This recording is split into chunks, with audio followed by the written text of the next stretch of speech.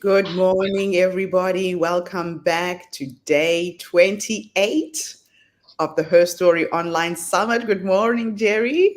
Good morning, Gertrude. Good to see you. It's Apologies. not really morning for me.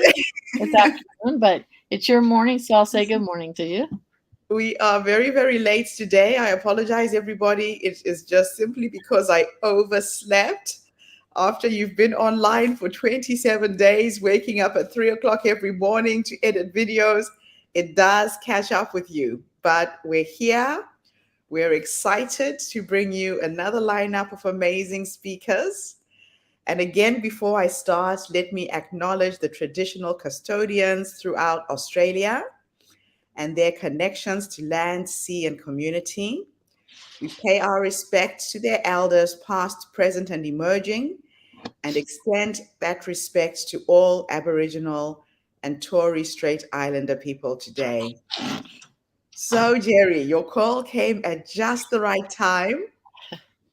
I woke up when the alarm went off at 5:30, and I normally wake up early, I edit videos, and then I go and jump into the shower. But this time I said to myself, oh, I'll just put my head down for 5 minutes. And 5 minutes turned into almost 2 hours.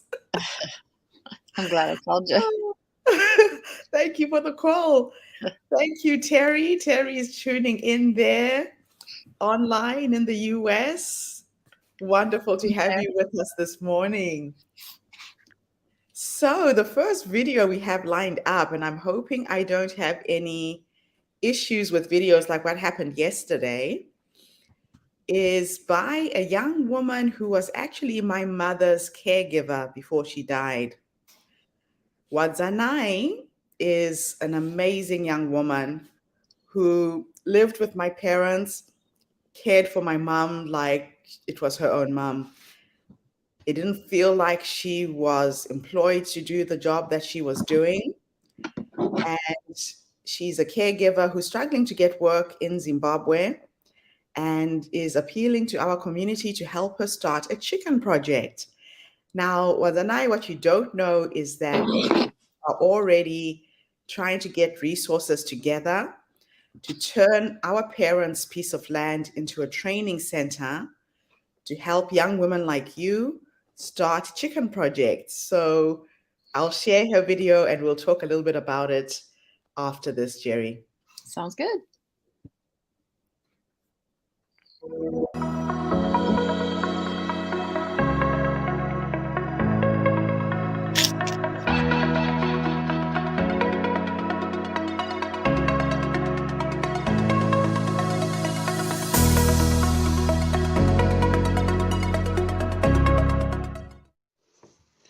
How are you everyone on Herstory TV?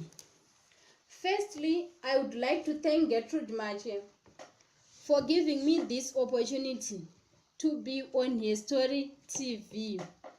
I'm Wadzanai Marisa, aged 29, and I came from Zimbabwe, a small country from Southern Africa. Wadzanai is a well-qualified nurse aide or caregiver. I trained my course here in Zimbabwe with St. John's Ambulance in 2015. I'm really happy and proud to be a caregiver. I worked at several institutions like hospitals, clinics, as well as in different homes. Besides being a nurse aide, I'm now doing broiler farming. After I have realized that my salary as a nurse aide here in Zimbabwe, it's no longer enough for me to earn a living. Besides that, there is deficit in meat production in our country. I have listed a number of reasons why I started broiler farming. And reason number one, employment creation.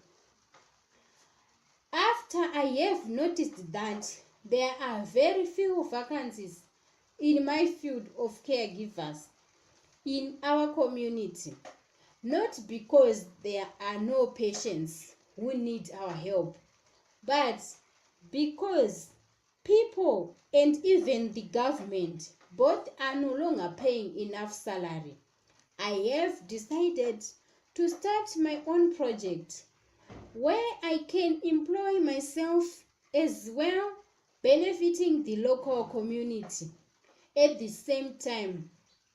That's where I have started broiler farming. I have also noticed that shortage of jobs did not affect only us nurse aides, but rather other school leavers as well. Many people they are graduating from many institutions across the country and they are stranded. There are no jobs and the numbers are growing each and every year. So I have a vision that if my project grow, I can be able to employ some of these guys. There are also many widows, orphans, street kids who do not have any social support from any angle of the planet. And these people are living miserable life, especially here in Zimbabwe. So there is need to create something which can help these people. I have also started this project to empower women and children. As you know, our African culture do not cater much for women. Most of them are left out in main governmental programs. They are being marginalized. So my project, it's an eye-opener to all women in my community. My vision here is to empower women and teach women not to depend on their husbands, to teach them hands-on projects, and this can minimize the abuse of women and children by men. And number two reason why I started this project, number two, loophole in meat production in Zimbabwe. Most are depending much on green vegetables on their daily meals. Yes, they are good and well recommended, but there is need for adding protein to an individual meal to make a well-balanced diet. Here in Zimbabwe, most of companies which we used to be dependent on meat production shut down long back due to economic crisis in our country. For example, cold storage company CSC, it's no longer functioning. People are now going out of the country to buy meat. And for example, individuals who are privileged are going to our neighboring countries like South Africa, Botswana, and Mozambique to buy meat, and it's too expensive. This is why I started to venture into broiler farming, especially to those who are less privileged. People who do not have much money to buy in those few and expensive butcheries. Number three reason why I started this project. I have also started this project due to COVID-19 pandemic, which affects the movements of people and goods. Many companies in productions of goods and services shut down. Checking global marketing statistics was also affected. Hence, at the same time, the importation of meat from other countries, as I have highlighted before, was also affected. That is why I have started to do this project. Movements of people was also minimized due to curfew restrictions. Whilst most people from my community were muchly affected, they do not have enough time to go out to butcheries to buy meat in those long queues, where there is also issue of social distance, which also affect the number of people who were able to be saved per day in those few butcheries. Here are the challenges which I'm facing in this project. In this project, I'm facing a number of challenges like limited space to build required fowl run. I need to have a place where I can build good standard fowl run so that I can take more batches of chicks with a reasonable quantity.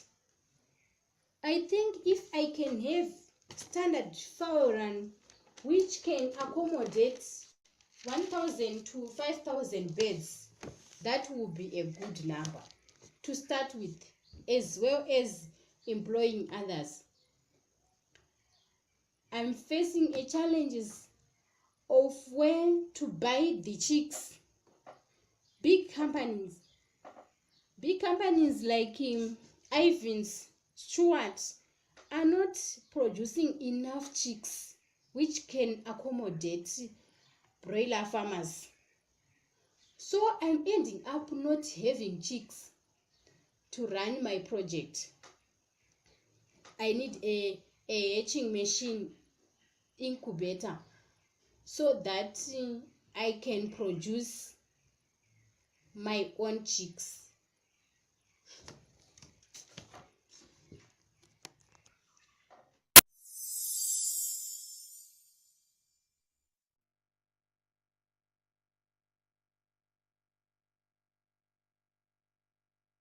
So that was the beautiful Wadzanai in Zimbabwe, addressing a number of issues that women are facing right now.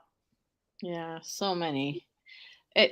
What a great idea, though, of doing the chicken farming. Yeah, what's happened with us as a family is our parents left us a piece of land. So, as you know, mom died in 2020. My dad had just died the year before. And so we have this section of land. They were into market gardening, but my brother, who's left in Zimbabwe, doesn't live in that town. So it's hard for him to manage, growing vegetables. And so he came up with an idea to turn our parents' plot of land into a training center where we will train predominantly women. We will buy incubators. Like you said, it's hard to get the hatchlings. Yeah. So we are going to produce chickens both for meat consumption and for eggs.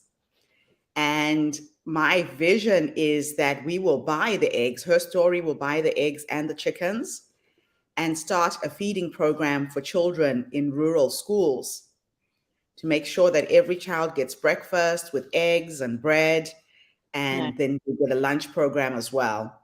Nice. So it's just so beautiful. When I heard from her, I created a WhatsApp group trying to connect women in Zimbabwe who don't have access to the internet so they could participate in the conference.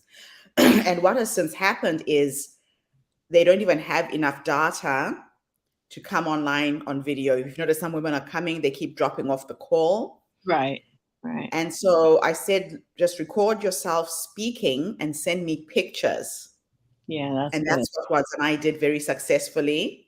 Yeah. She just recorded her short presentation, then I edited it with the pictures of her chicken project, and now she's able to participate with us. That's and wonderful. And these are the women that I was talking about, that one, there's no electricity where they're based. Two, internet is a dream.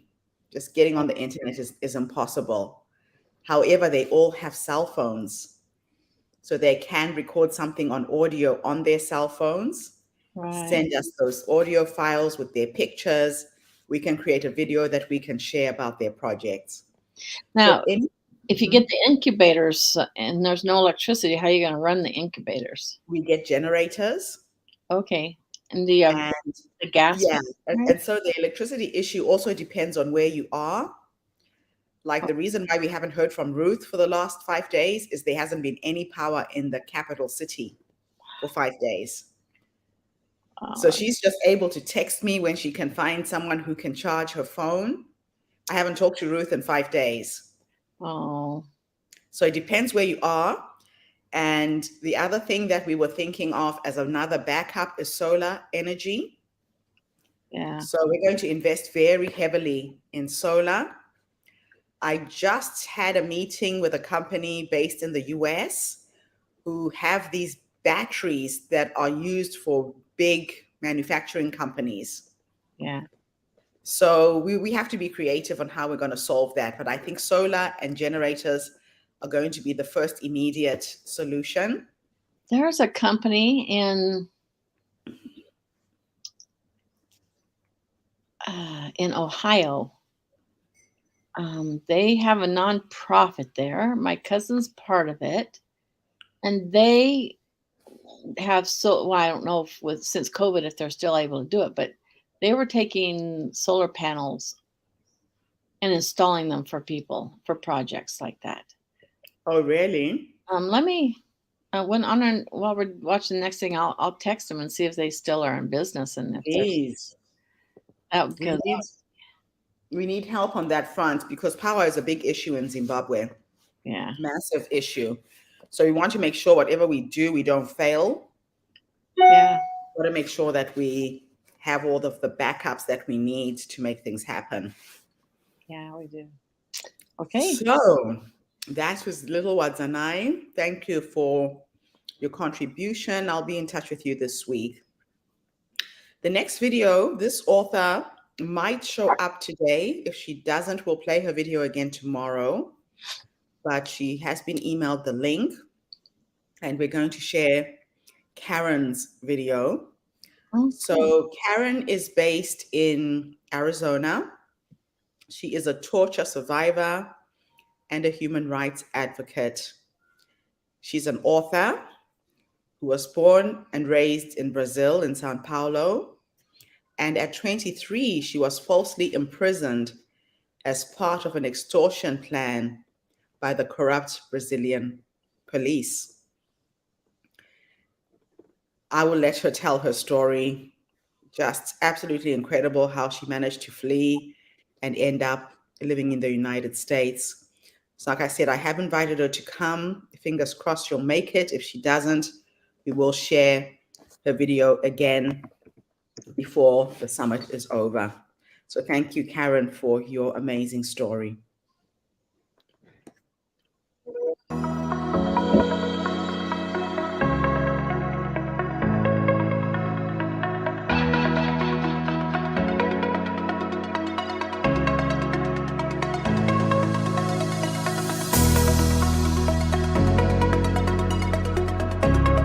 My name is Karen Kelt, and I was born in Sao Paulo, Brazil in 1953. So I'm 66. I will be 66 in a month.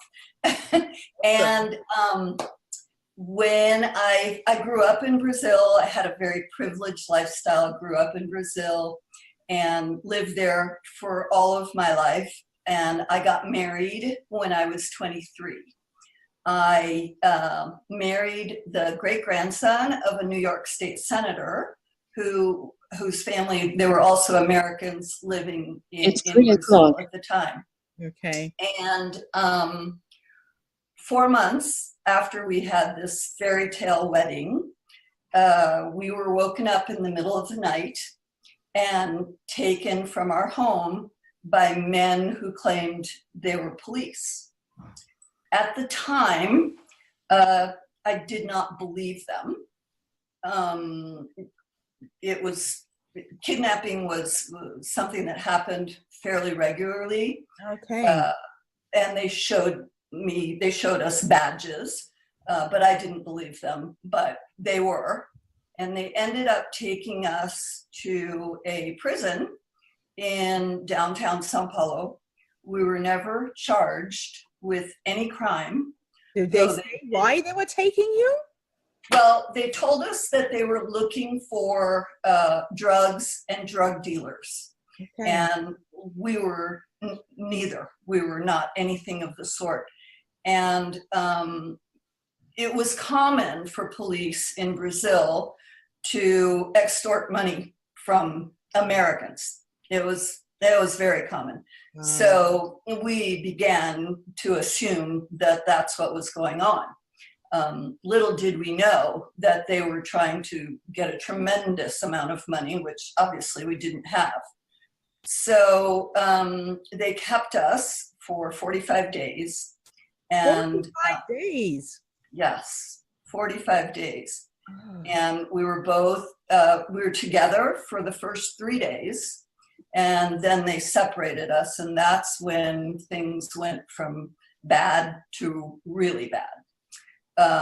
I was raped, and then we were told that we were going to be 3 days there, and then that we would be released. Mm. And on the third day, when they came for me, I made the assumption that they were taking us out, that they were going to let us go. And instead, they took us to a room where they tortured both of us.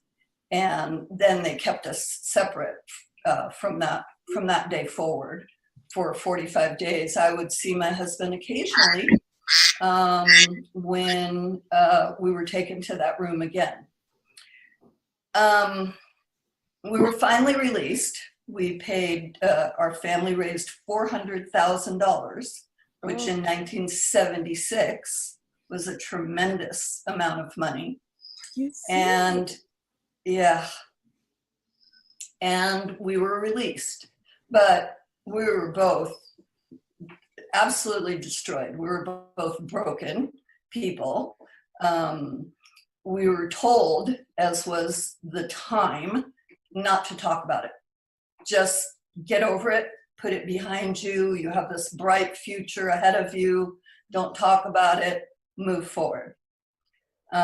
If there's any advice I would ever give anyone who has any kind of a difficult story, I'd say talk about it. Talk about it, tell people. So you were suppressed for years. How long before you thought we were in a position to talk about it? I didn't talk about it until 2010. Are you serious? I'm serious. What did that do to you inside? I was a mess. My marriage fell apart. My husband turned to drinking. I tried to get pregnant. Another mistake. Don't do something like that to try to save a marriage. I did get pregnant, but our marriage just didn't survive, didn't make it. And in Brazil at the time, there was no divorce. It was illegal. A man had full control over his wife and his child. And for me to feel like I wanted to live anyplace else, the only place I could think of was the US. Yes. And for me to do that, I would have to basically kidnap my son and run away. My parents, my father, who was also, a Brazilian male, very strong individual who ran everything with a very strong hand, forbade me from leaving and told me that if I left, that he would completely disown me. And my mom, of course, went along with him. That's what women did. Yeah. That's what women did. And so I did. I managed to get enough money together and bought a ticket for myself and my son. I had to pretend that I was going away for a weekend to visit friends, so I couldn't take anything with me. I had a tiny suitcase for myself and a tiny suitcase for my son. and we came to Florida.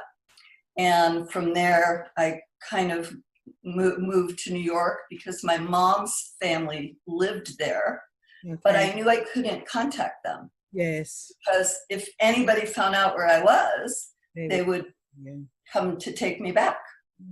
So I hated New York. I knew it was so cold. It was too cold. And I moved to California, kind of put a pin in a map. I had never been there before. Put a pin in a map and said, okay, California, they have beaches, they have sun. I think I'll do this. And found out, of course, that I didn't have the ability to get a job. I'd never worked before. I didn't know how to cook, nothing. But I did. I got a job as a waitress, and I cleaned toilets and did all the things that I had to do to survive. And eventually in 1980, that was 1979 that I went up, or early first month of 79. And then in 1981 or 82, I think it was, I got a divorce there in the States. And they granted me custody of my son. And so even from that point, I still was totally embarrassed, and I didn't want to talk to anybody about what happened. But unfortunately, as I know now, that's not a smart thing to do, because I started drinking heavily. I got into using drugs. I was just a mess. I was having to find a way to cope with all of that. Yeah. Wow. It was really hard. In 1974, I met an amazing man who in 1976 became my husband. And even him, I told him why I was in the States and, what had happened, but I never really talked to him about it. I never gave him details. Yeah. It was still something that I bottled it up. And I said, it's staying here. And that's what it did. It stayed in there, and I was angry a lot. I had a lot of issues. Yeah. But eventually, like I said, in 2010, I did start talking about it. I started taking yoga. And yoga was this vessel that gave me the opportunity to really reflect on what had happened. And I understood that I had to get rid of and let it go. Get it out of your system. Absolutely. Absolutely. And so that's when I decided that I would write a book and tell my story, but I was still afraid that there might be repercussions. Yes. And I was going to self-publish and do all this and using fictional names. Yes. And it just didn't feel quite right. And then I was invited to give my testimony at the Brazilian National Truth Commission. They had a program that, the only way I describe it to people, it was similar to apartheid. Yes, I was going to say, it sounds like the Truth Commission in South Africa. Yes, and it was, and they got over 2,000 people that had survived those types of atrocities, and all of them, and myself included, gave our testimony. And the hope was that Brazil would then overturn a law that gives amnesty from prosecution to government torturers, but it didn't. It didn't. And then I met some amazing women who were authors and who worked in the publishing industry, and they suggested that I write a memoir.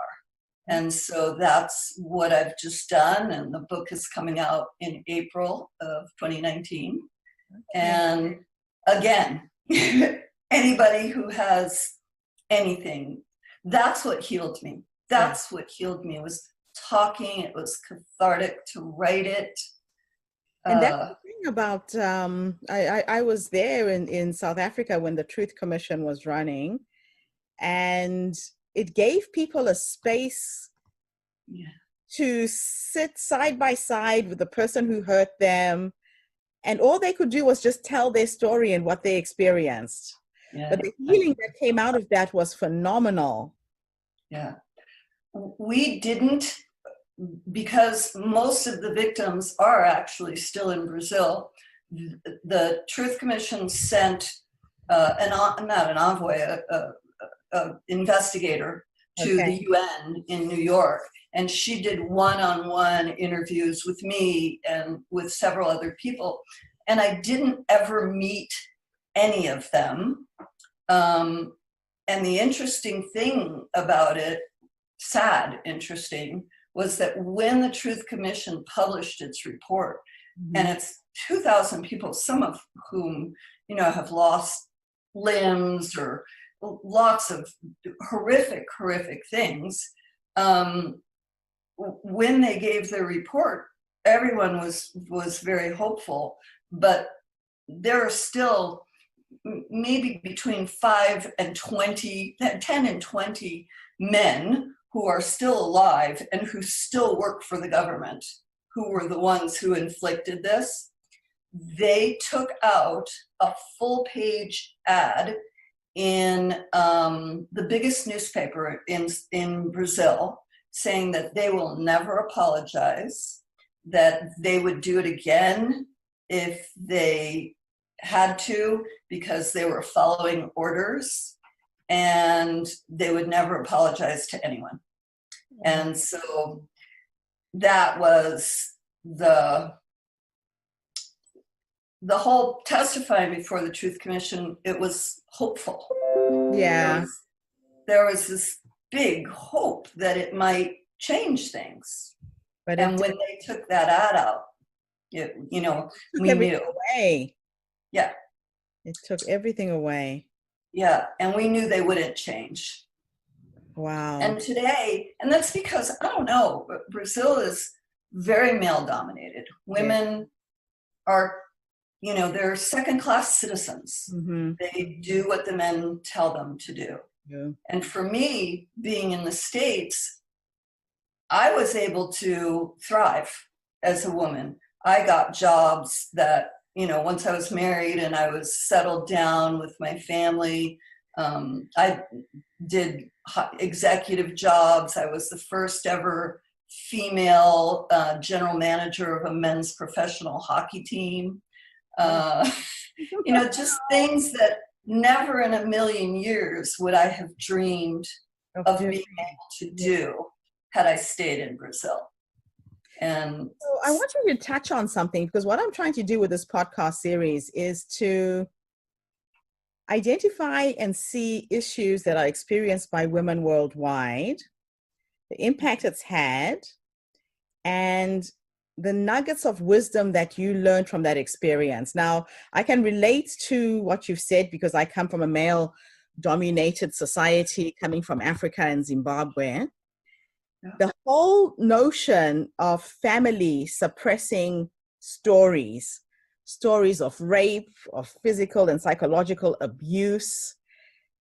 What would you say to a woman who's in that position right now? What would you say to your younger self to find a way to cope, to navigate that space? I would say that anything toxic like that in anyone's life, you need to get away from it as quickly as possible. Find a women's group that would support you and hold you up. Even if it's friends, talk to friends and they can lead you to a group of women. The idea of staying in a situation where it's wrong is very difficult for anyone. But the challenge then comes in family. When you move, you're leaving everyone you love, everyone you know behind. You had to leave your mom. Yep. She was brought up in that environment. That's all she knew. That was her worldview. how did you cope with being away from your loved ones? It was very difficult for me. And that's why, unfortunately, that's why I turned to drinking a lot and doing drugs, because I was always looking for something to replace what I'd left. Yeah. I honestly never regretted leaving because I knew that I was in control of myself. And it was a matter of self-preservation. Absolutely. Yeah. Absolutely. But did you get to reconcile and reconnect with your family since? I did. Eventually, I connected with my mother, and she had, in the 2 or 3 years that I didn't speak with any of my family, she had realized herself that she should have stuck by me. Yeah. And we had a very emotional conversation because I was angry at her. Yeah. I wanted her to stick up for me and go against, this all these. Oh. Yeah. You felt like she couldn't. Down.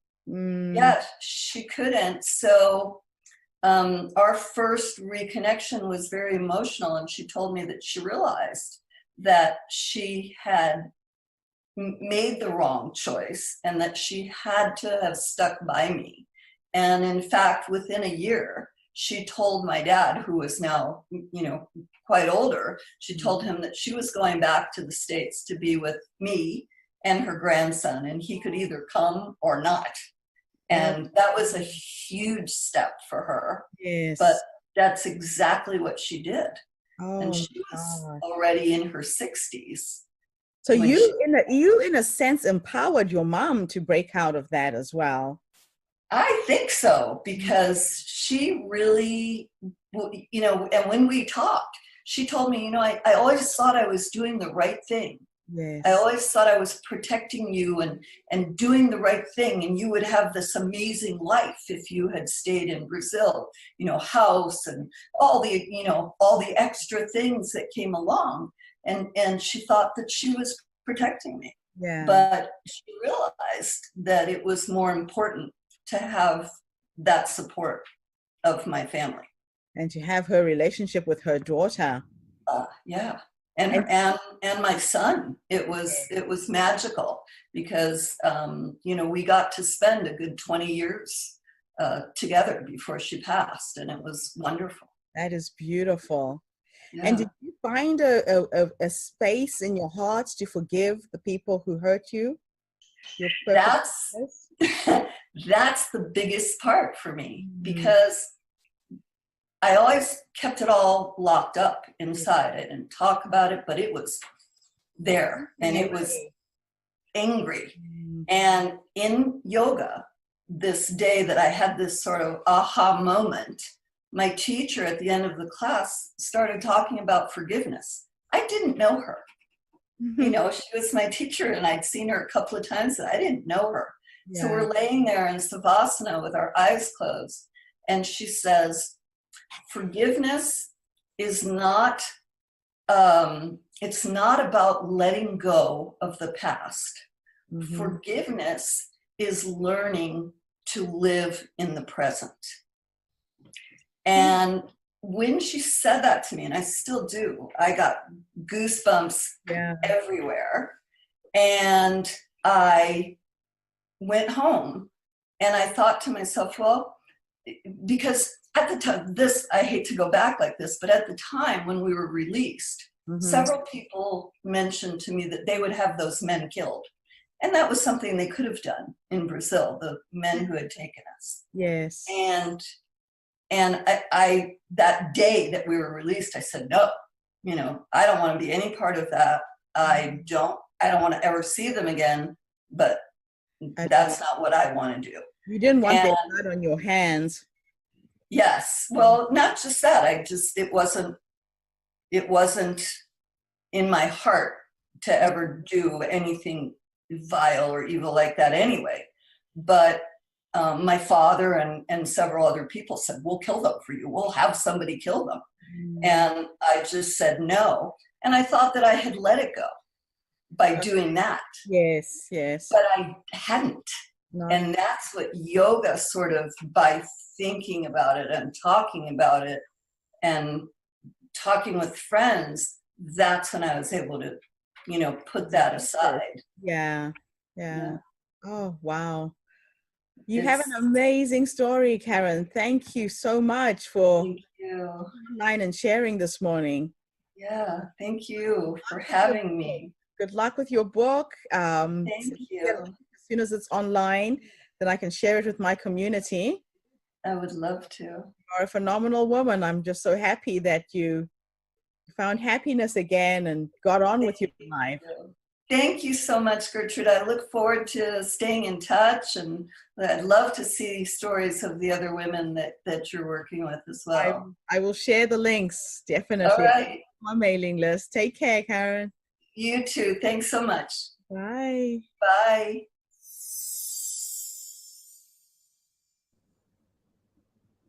Oh, wow. What an incredible story. Yeah, it is. It's when you see the resilience that women have. Yeah, and when I think about it, I think, well, here, if the police picked me up, I would not fear for my life because I haven't done anything to be fearful. I think people most of the time when they're fearful of the police, they are fearful because they've done something to be fearful of. Yeah. The other night, unfortunately, one of my grandsons totaled his car this week. Luckily, he didn't get hurt.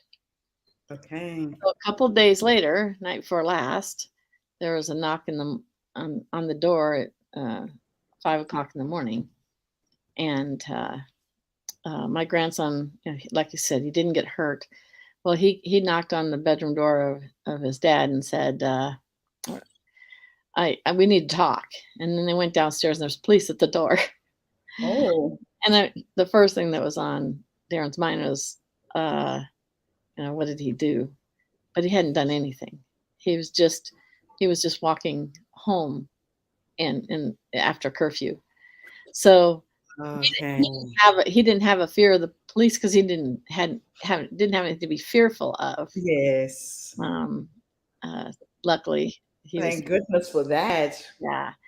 So, and the cops even debated whether they should even give him a bad time because it was an hour before curfew, and he's 17. Just another month, he's going to be 18. It doesn't matter where he is at 5 o'clock in the morning. But I find it interesting how I can't even imagine living in a place where you have to be that fearful of crooked cops oops, I'm sorry.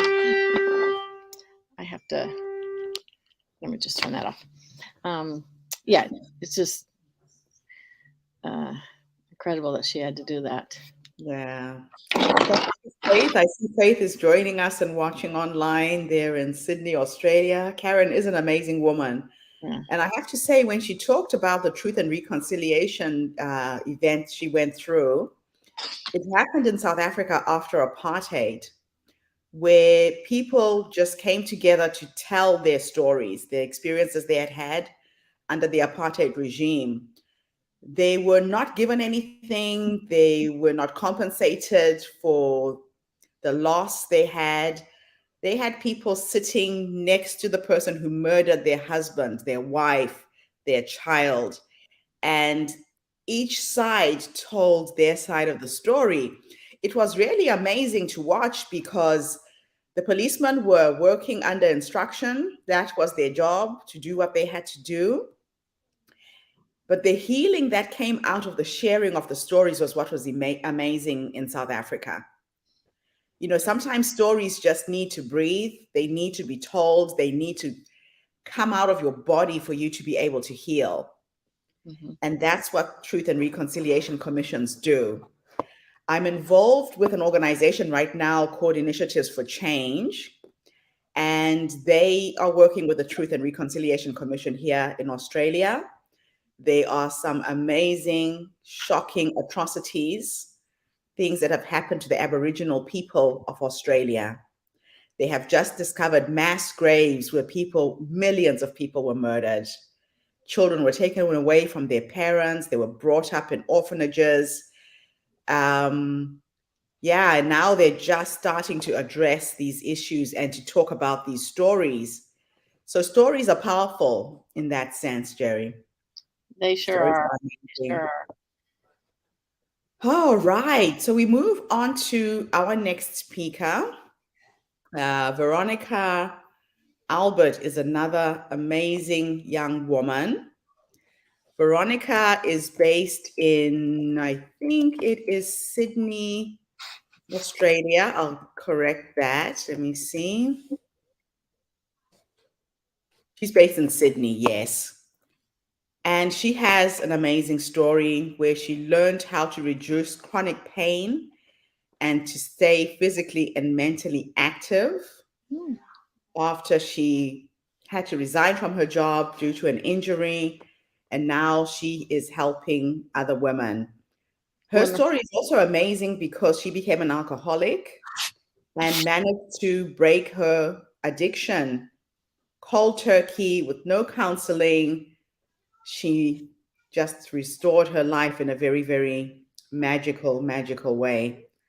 So thank you, Veronica, for being a part of this movement. I'm just going to line up your video if I can remember which tab it's in. There it is. All right. And then we'll come back. There is a common thread to these two stories. Basically, alcohol came a way for Veronica to cope with what she was going through. Karen told something similar with her experience. So we'll have a little conversation around that as well.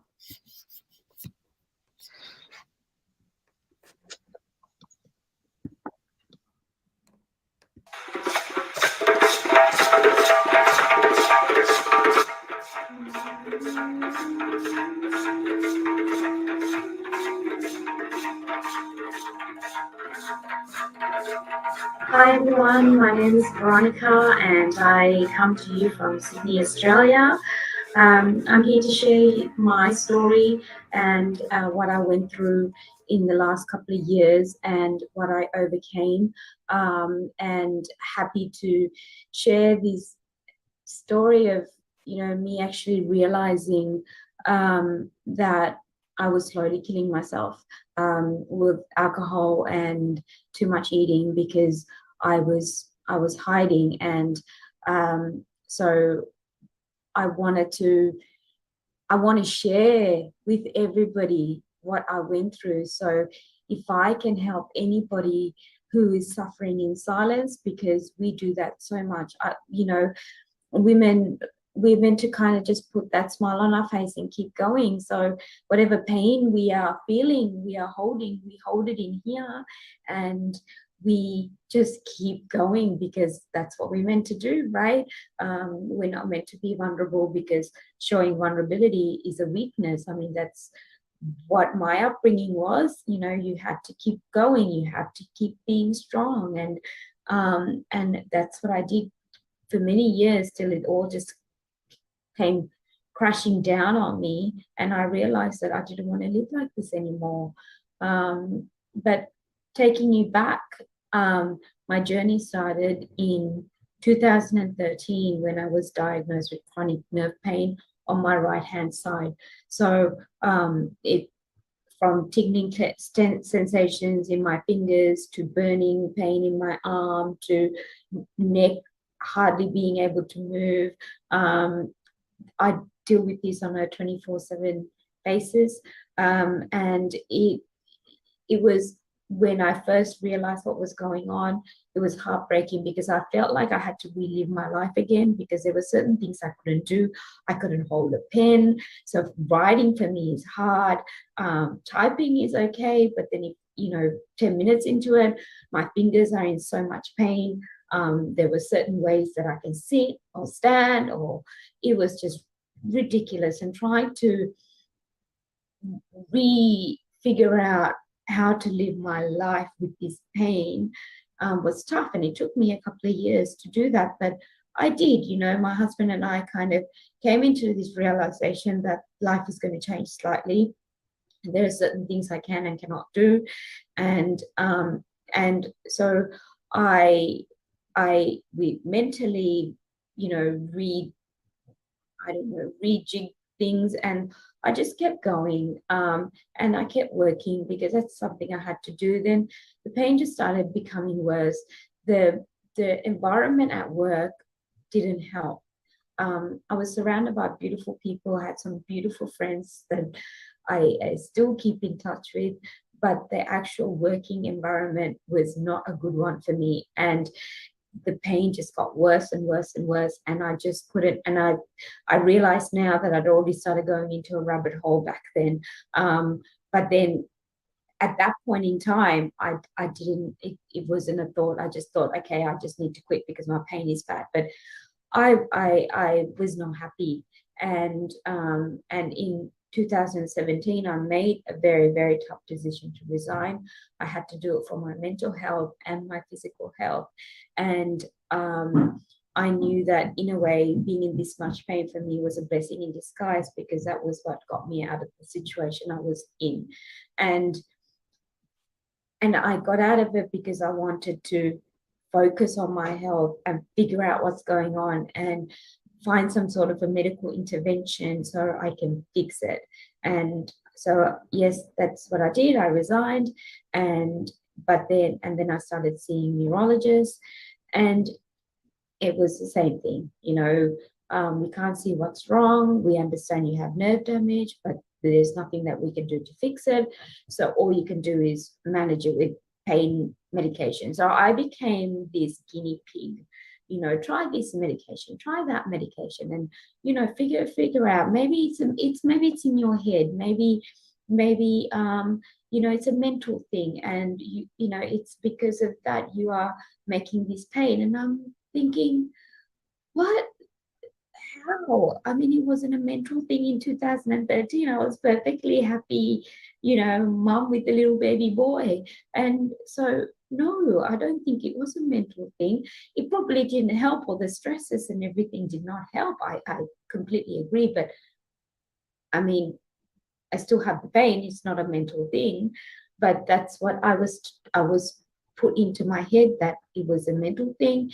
And I'm not, either I was pretending to be in pain, or there's nothing that they can do. So just take copious amounts of pain medication. And I just went into this little shell, because I felt that no one was listening to me anyway, and I don't think not everybody believed I was in this pain. So I just went, well, you know what? The only thing I can do is hide from it. So that's what I did. I hid from it. And I think, so many of us do that. We hide from our pain because it's easy to hide from your pain than to go out there and try and explain it to people or help them to understand. Because, if you're not physically broken, no one can believe that you're in pain. And I go out and I laugh and I do all of these things. So people never thought. They just thought, oh no, she's fine. I mean, there are some, very close friends. Of course, they knew I was in pain, but it's hard to understand the extent. I think the only person that really, really saw was my husband, because he saw me in pain. He saw the times when I couldn't even get up. He had to lift me up off of the bed, or he had to lift me up to the floor, because I've been rolling on the floor because it was that much pain. And he was the only one who saw it. So the only way I could hide from all of this pain was self-medicate, and which was, my best friend became a bottle of wine, and then it got upgraded to a bottle of vodka a day. And I was putting vodka in a water bottle and pretending like, and so, my husband or kids would think I'm just drinking water, not vodka.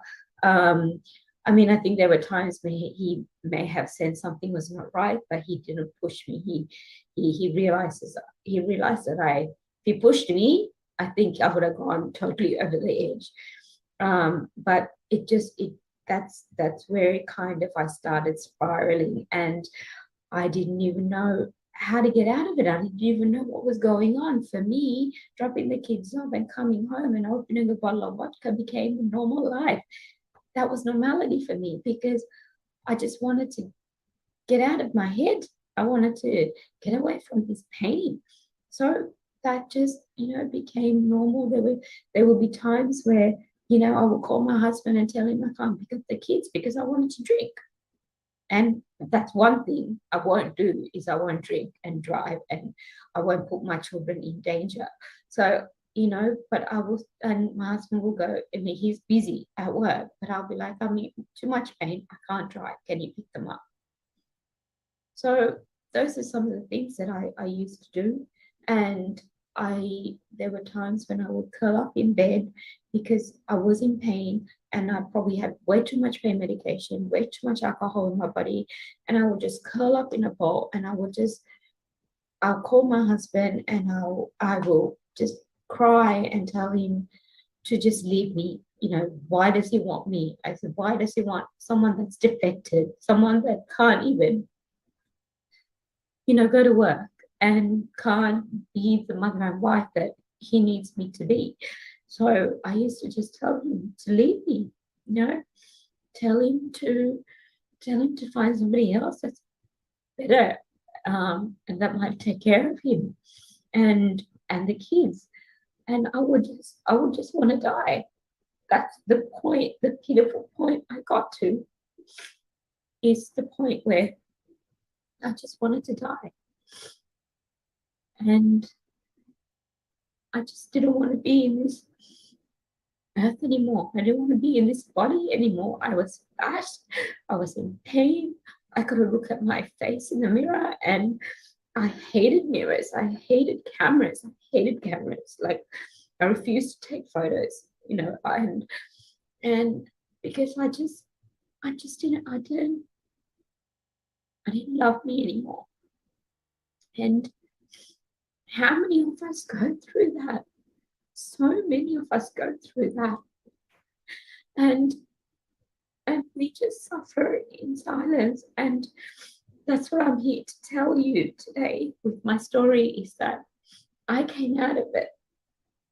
And I came out of it because I realized I actually wanted to live, and I didn't want to live like this anymore.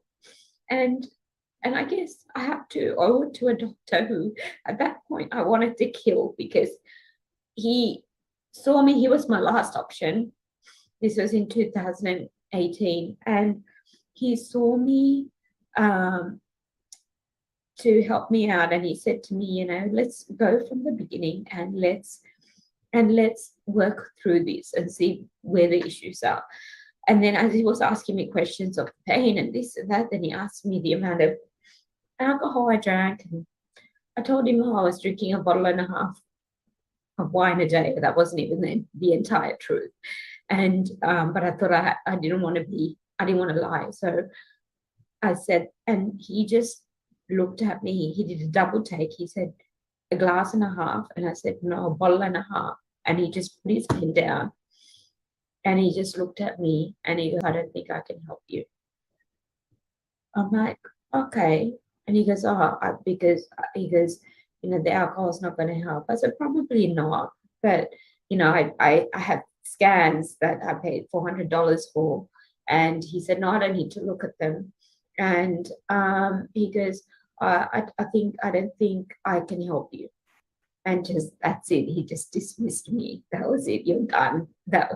And at that, like I said, at that point in time, I wanted to kill him. But right now, I went, you know what? It's because he said that. It was like the straw that broke the camel's back. And I went, I am going to show you that this pain has nothing to do with alcohol, because it wasn't because of alcohol I got the pain, because I wasn't a drinker back then. No, I mean, I used to drink occasionally when I used to go out and during work events, but it wasn't to the point where I was drinking every day. I never used to drink in the weeknight. So it wasn't, so I knew in my heart wasn't the alcohol. The alcohol was something that I was hiding behind. And so I just said, in my head, I went, I'm going to show you. I'm going to show you this got nothing to do with alcohol, and I'm going to show you that I can make this work. And I think I said it. I may have said it to him, but I think subconsciously I said it to me, that I can make this work because I am a strong, independent woman and I can get through this. And I did. And I, booked a nutritionist, saw this wonderful woman who listened to my story without any judgment. And I have to give her the recognition, because she helped me. And if I wasn't ready for it, I don't think it would have helped. But at the end of the day, I was ready to make that change, and having someone that was kind and just understanding, it helped me to take that next step. And that was it. From that day on, I stopped the alcohol. I made up my mind that I'm not going to drink at all. I didn't want to go a couple of glasses a day or anything like that. I said, I'm not going to drink and I'm going to stop. And I stopped. I stopped the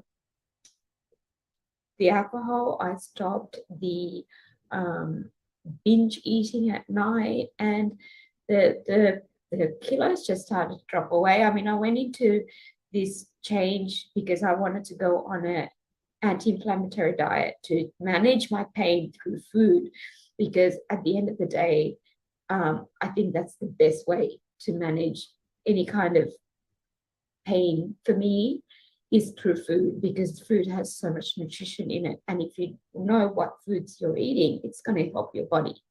And I guess we all know that, but just to make that decision and do it is not easy. And it's changing your mindset, and it's changing something into your head to go, I don't want to live like this anymore. And changing your habits of actually, finding what's there that's right for you. And I guess for me, like my motivation was to show that I can do this, and I can make these changes. And I did. I lost 36 kilos. I went from a size 16 to a size 8, and I have all this energy. I can actually spend proper time with my children. I run now. I hated running. I even hated walking, but I run for 45 minutes. I do aerobic exercises, and I found, and it was things that I had to find along the way, what's right for me. So that's what you have to do. You have to find what's right for you. You have to find what motivates you, and make the changes. We all go through these times when we suffer in silence, and that's why I wanted to become a life coach, because I wanted to help other women who are going through something similar, whatever it may be. And there's always a crutch that we hide behind, and to figure out that crutch and get through it. I did, and I know that anyone else can. And for me to finally look in the mirror and say I love you is a massive achievement, and that's something that I want to help do for other wonderful, awesome women out there. Thank you for listening to me. Oh, wow. Yeah, she looks young. She was, but she is just an incredible woman. And yeah, Faith, you're right. She is so brave to be able to, tell her story, but in a very empowered way. I have a few friends who have gone through separations, divorces, and the use of alcohol is something that's very easy to get sucked into as a way to cope with whatever you're going through. And one of my friend's sisters actually ended up dying with liver cirrhosis. She would come to her sister's house with a water bottle, and she would put the vodka in the water bottle, and everybody thought she was drinking water until it was too late. She was actually found dead in her apartment alone, and nobody knew how bad her situation really was. Wow. So I think the important lesson in both of these stories is find someone to talk to. Yeah, that's true. That's true. When I wanted to quit drinking alcohol, I kind of did it like she did. I just had to quit cold turkey, and because I tried AA, and at the time they allowed people to smoke in AA meetings, and I was allergic to cigarettes, so it would just make me sicker. So I ended up doing it with just making a choice, like she did, made a choice. I don't know that I had as good a program as she sounds like she had, but I also didn't have depression. I mean, I was kind of a happy drunk, but very unhappy with myself. I didn't like it. I didn't like I didn't like the way it was making my life. So she, I mean, going losing that much weight, and that she lost. I know what it's like to try and lose weight. I mean, Oh, I'm slowly getting there. I'm still 10 kilos overweight. When I went how through much is my that in pounds? depression, and Yeah. hey, How much is that in pounds? I don't even relate. okay, so let me do a quick kilograms, kgs to pounds. I'll do a quick conversion because I used to be tiny. I was very, very small. So that's about 22 pounds. So I'm on a mission to release that extra weight because it's really taking a toll. My blood pressure, all of my internal organs are suffering because I'm overweight. But I've lost 10 already since the heart failure, so I'm happy about that. That's good. Yeah, it's a mission. I keep telling myself I was planning on, when I went in for radiation, I told them the first day that I'm going to go on a healthy diet, and I'm going to, by the time I get done with the 7 weeks, I'm going to have my weight off. And they said, no, you are not going to go on a diet right now. This is not the right time to do that. I'm like, huh? So I still ate much healthier during that time. I figured if I just ate healthier, then I'd be I think I changed my mindset enough that I'm doing okay, but I'm still like right now. This week is the first week we've had decent weather that I could even go out and walk. Okay. It's so cold here, and I'm not used to the cold, and I can't wait to start doing that. I think I'm gonna start next week after we're done with the conferences, because this is right at the time of the day that I would normally do that walking. And when we're done with Herstory, I'm going to get myself back to walking, because I felt good. I walked for 3 years straight, about 30 miles a week. Are you serious? Yeah. And then when I moved out of my house in California, I just haven't done it since. I've tried, but I've just not. I have to get my mind back like she did. She got her mindset. And it's all about what's up here, right? Yeah. You're right. It's always all about mindset. You have to be in the right frame of mind to be able to achieve some of these great feats. Because if you're in the right mindset, you don't beat yourself up when things go a little bit off kilter. Yeah, that's true. That is so true. There is an amazing video I wanted to share, but the filmmaker, I'm just chatting with him right now. I think there's some restrictions to sharing the film. So we'll move on to the next speaker. And then if we get permission, it's a very fascinating documentary that was made by a Norwegian filmmaker. He's given me permission to share the video, but there seems to be some restrictions. I'll just chat with him while we're watching this, the next presenter. So Valerie Fisher is an amazing woman that I met through LinkedIn. She's based in Manila in the Philippines. She is an NLP and digital marketing strategist who helps entrepreneurs win the sales game, she says.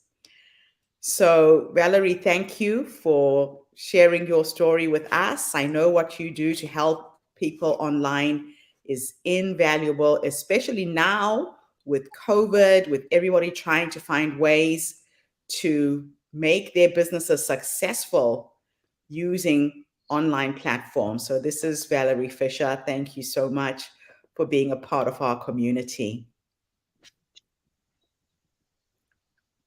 Let's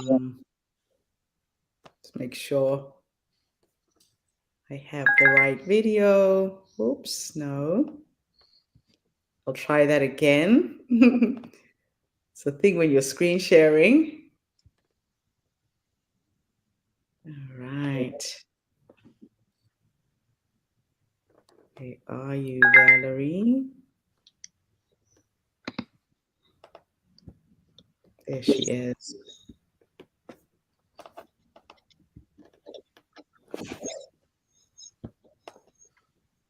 Hello, good morning, good afternoon, good evening, wherever you are in the world, because I know that we have listeners and viewers from all over. And my name is Valerie Fisher. I am 43 years old, and I am talking to you right now here in Manila, Philippines. So maybe that's why Gertrude said she wasn't expecting, and I am her first Filipino guest. So my story that I wanted to share with you today is, last year at the start of the pandemic, here in the Philippines, 5 million people lost their jobs. And I am one of them. I am part of the statistics. I lost my dream job. I was a chief marketing officer of a real estate company here. And just like that, just like that, from the top to the bottom in almost overnight. But like many other stories, I wanted mine to be I still wanted mine to be a success story. I didn't stop there. So despite the anxiety, despite the shame, despite the confusion, despite the fear, actually most of it was shame and fear, I helped, I started over. I started new. And what I want to share with you today is that it is possible.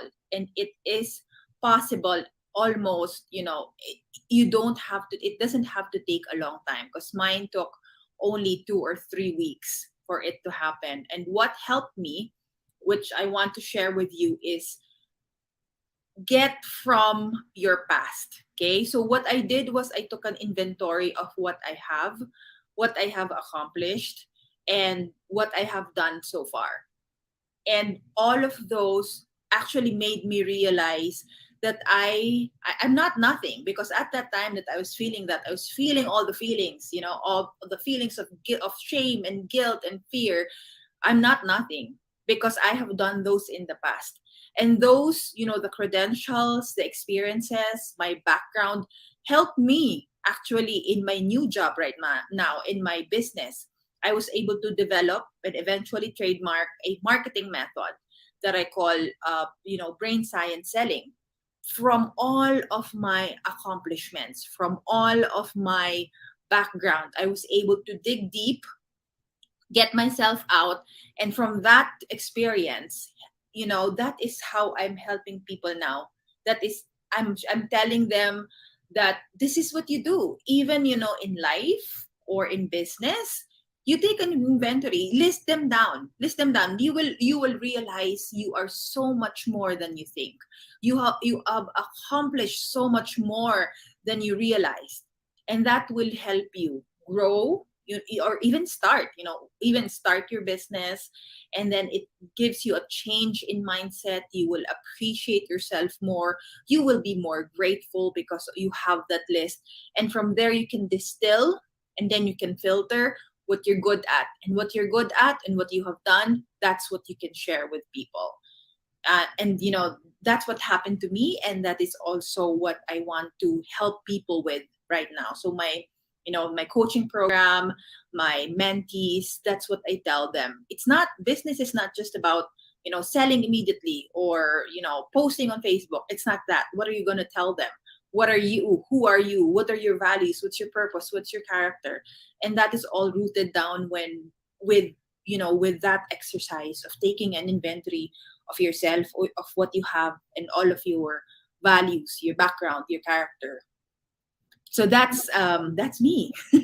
Wow. What an inspiring story. And I think the biggest lesson with everything you're saying, Valerie, is we do forget who we are.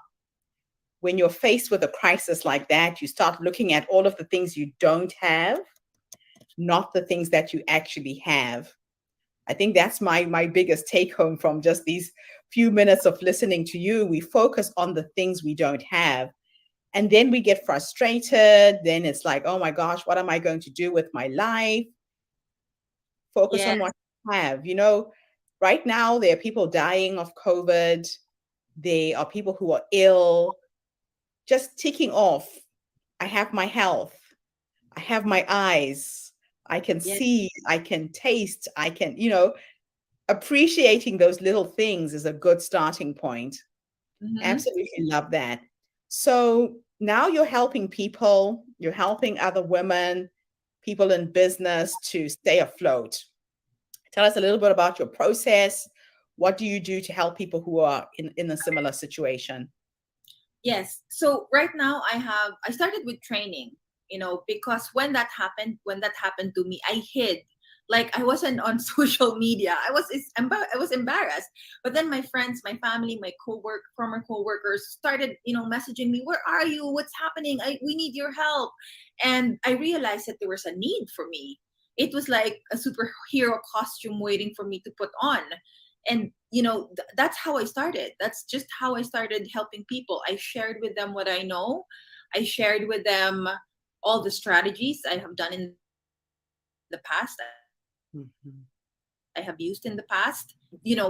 Quickly, my followers, people who want my help, grew. In a year, I was able to do 200 trainings.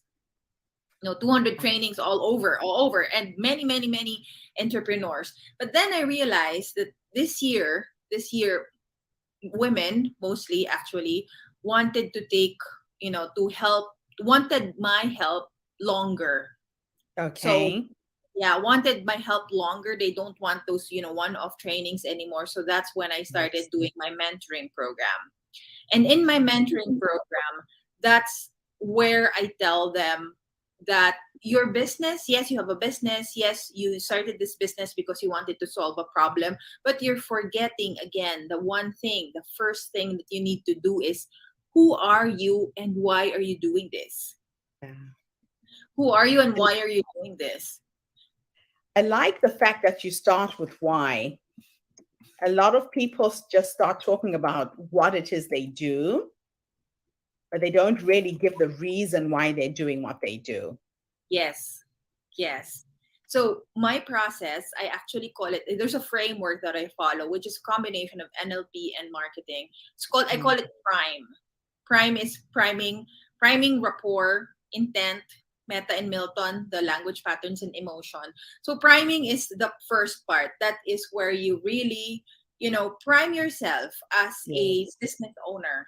You Yeah. prime yourself. What are you? Who are you? What are your values?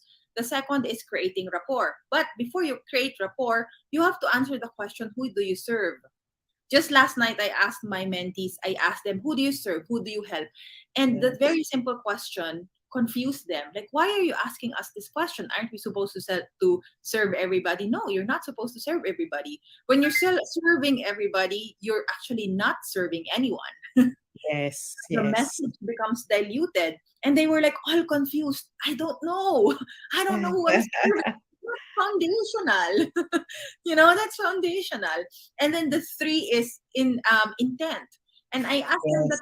question, why are you here? Why are you doing this? What is your objective? And they're confused. Why are you asking us this question? We're here for you to, we're here to help, to ask your help in business. And I said, this is how I'm helping you with your business. Yes. I ask all of these questions. It's not, I'm gonna share with you how to run ads. Yes, I can do that. I can tell you how to run Facebook ads, but if you don't have your objective, if you don't have who you serve, which boxes are we gonna tick? You know? So let's just stop there for a minute, because I can see there's people online who are watching on Facebook and YouTube.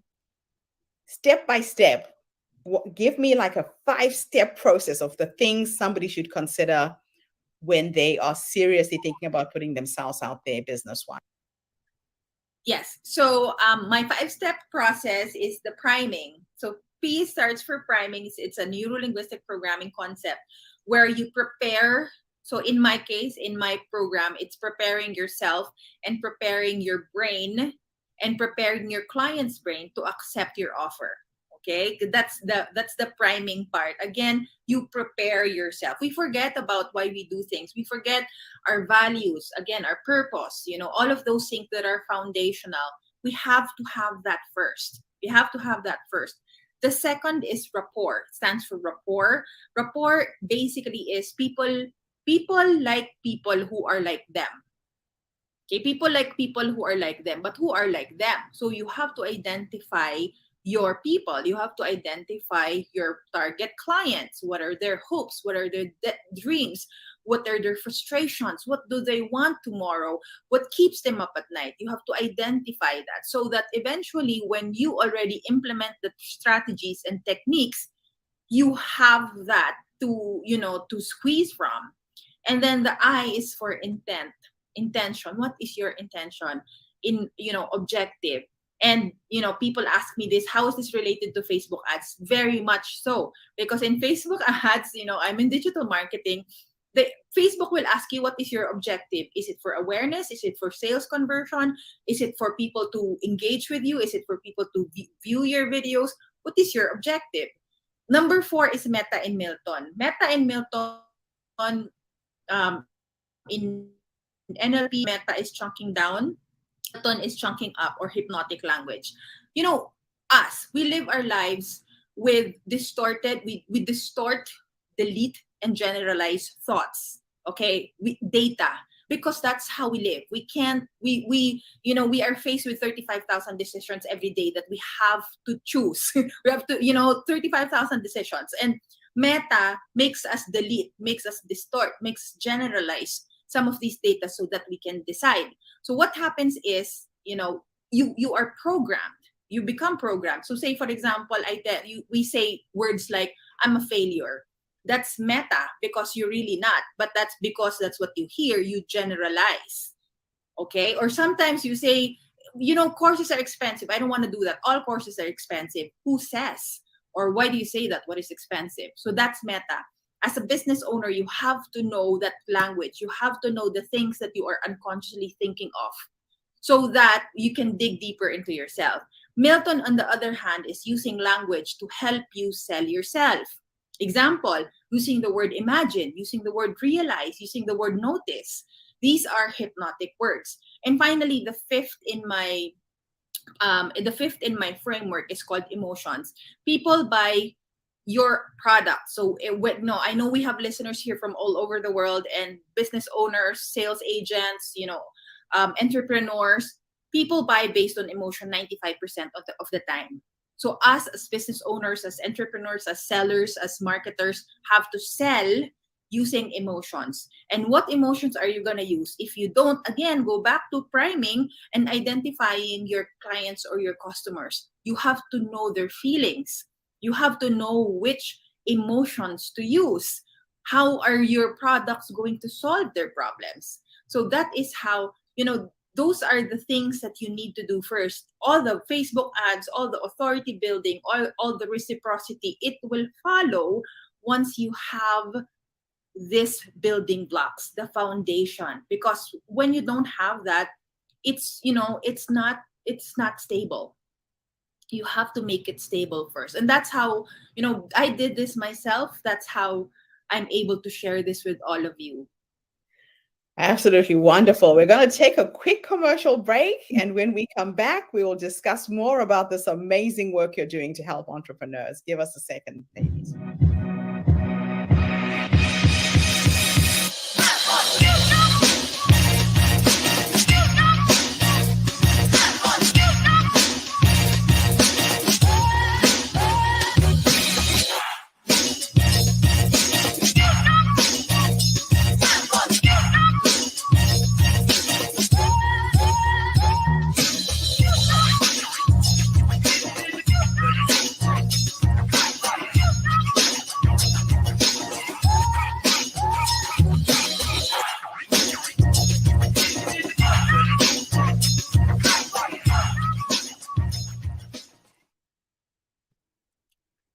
Good to be back.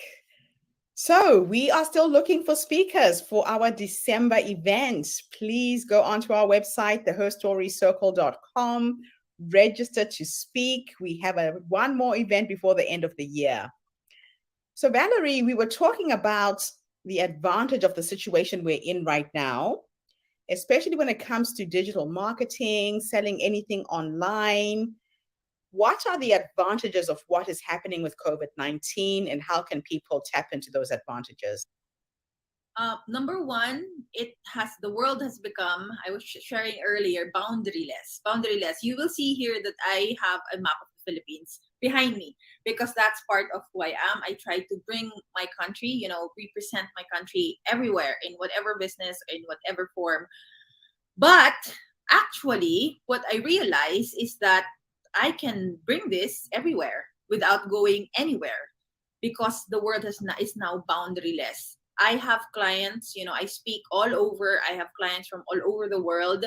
And that for me, I mean, we're a developing country. It also helps us bring our country and bring our nation ahead, not ahead, but at par with everybody else. That gives us that opportunity and that chance. Okay, so that's one.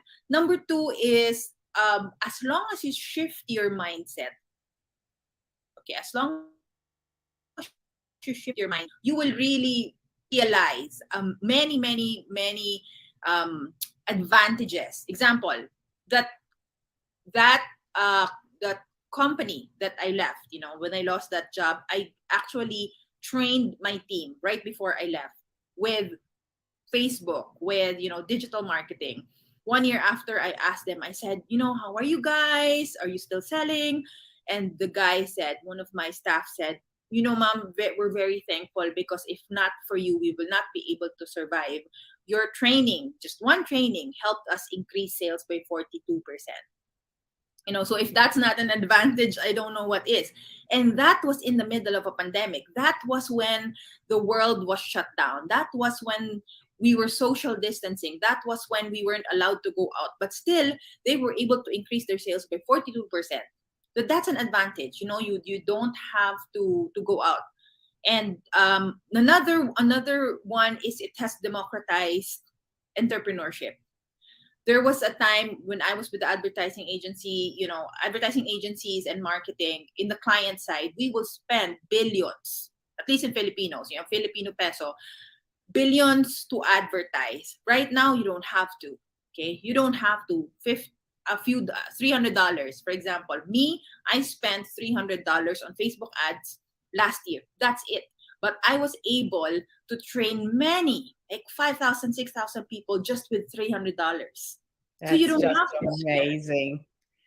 That is wonderful. I'm so looking forward to having you speak at the summits tomorrow, Valerie. So tune in, everybody. She's going to be on tomorrow morning, 7 a.m. Melbourne time, 9 o'clock in New Zealand, 4 a.m. in the Philippines. But Valerie, thank you so much for coming online today and inspiring people with your story. These are the stories we want to hear, stories of positivity, finding the advantages and things that go wrong. And we're really looking forward to working with you going forwards. Thank you for tuning in, everybody. I'll be back again tomorrow. Valerie, don't go away. Have a fantastic day, evening, morning, wherever you are in the world. And bye for now.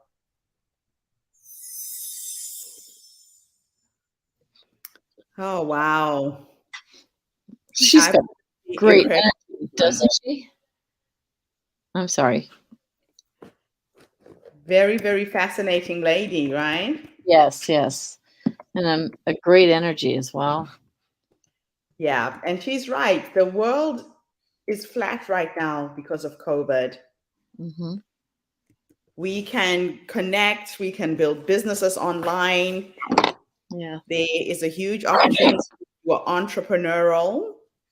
And she shared her video link. So it was at the bottom of the screen. If anybody wants to get hold of her, she's an amazing woman to help you get yourself out there and really make some serious money online. So, Jerry, before you go, I was just waiting for the owner of the next film to give me permission to broadcast it. I met him in a very unusual way. Um, Espen Wallen is his name. He's a Norwegian man who found me because of my TED Talk. He reached out to me last year because he did a TED Talk on Ubuntu, which was very unusual. Oh. This film has won an Oscar, a Norwegian Oscar. They almost won the Oscars for Best Documentary. And it tells the story of the struggle of a young woman who struggled with anorexia from the age of 10.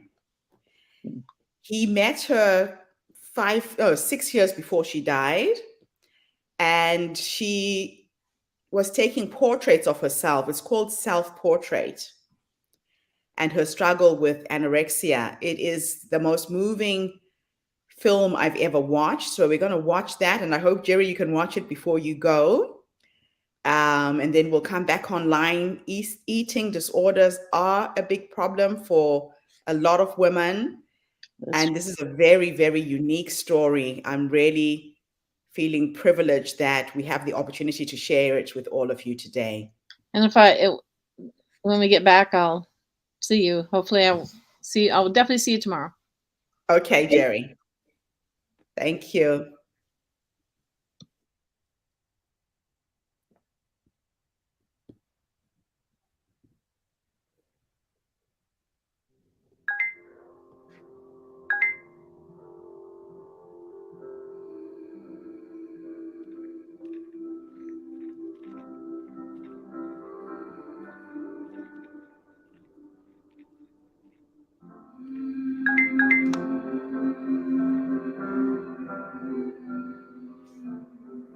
Når jeg var liten, så ønsket jeg alltid at jeg kunne stoppe tida.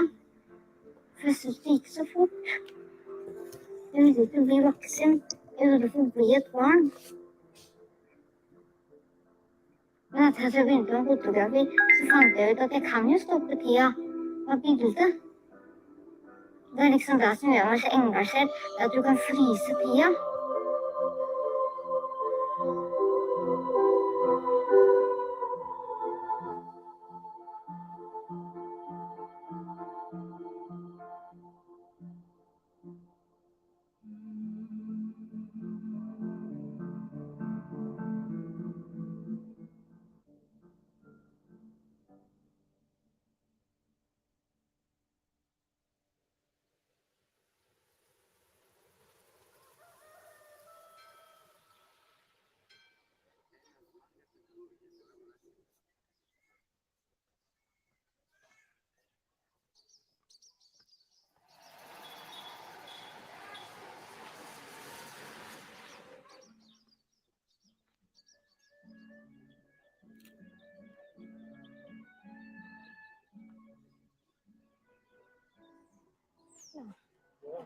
Din fotografi.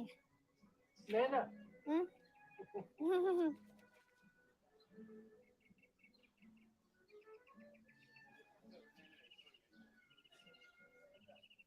Det som fascinerer meg som meg fortsetter, er jo mennesket, da. At i et ansikt så bærer vi en historie. Så markerer det seg i et rynke, et hårstrå, et arr. Uttrykket i øya, skyggene rundt øya.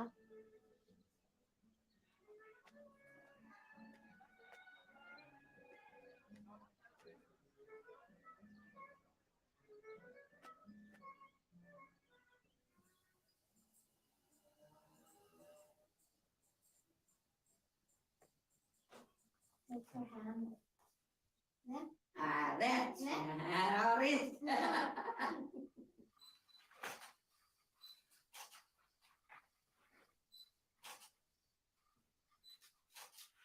Here, she goes first, or?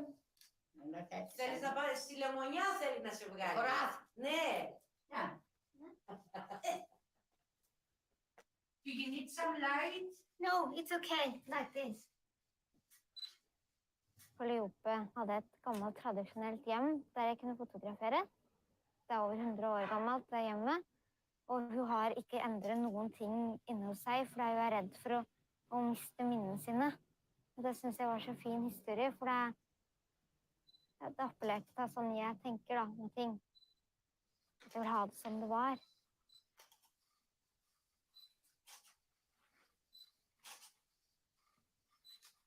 Perfect. Det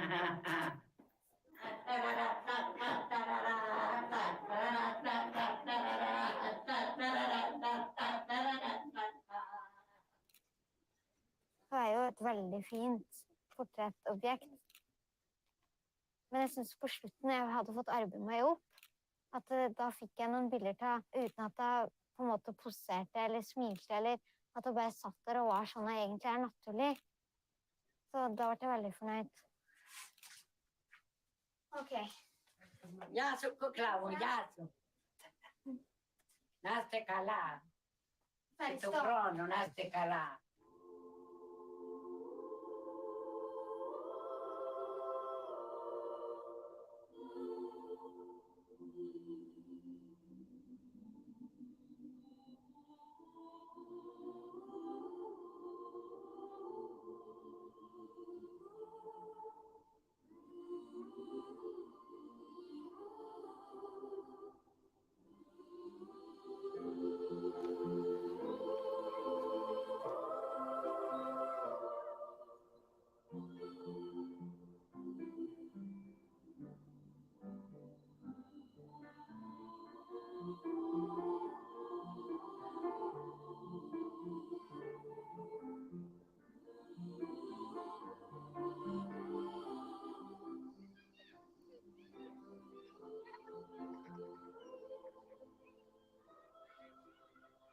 Da jeg var 10 år gammel, så fikk jeg anoreksi.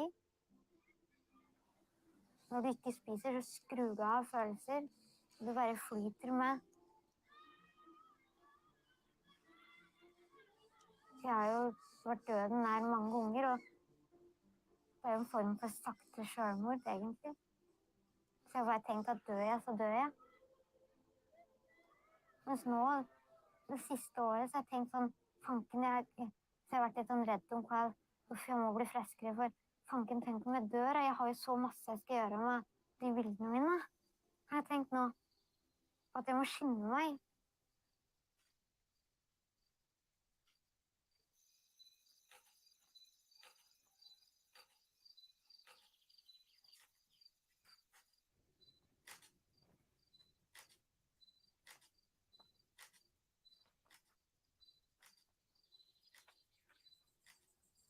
Jeg er 28 år gammel, og jeg har aldri vært i pubertet.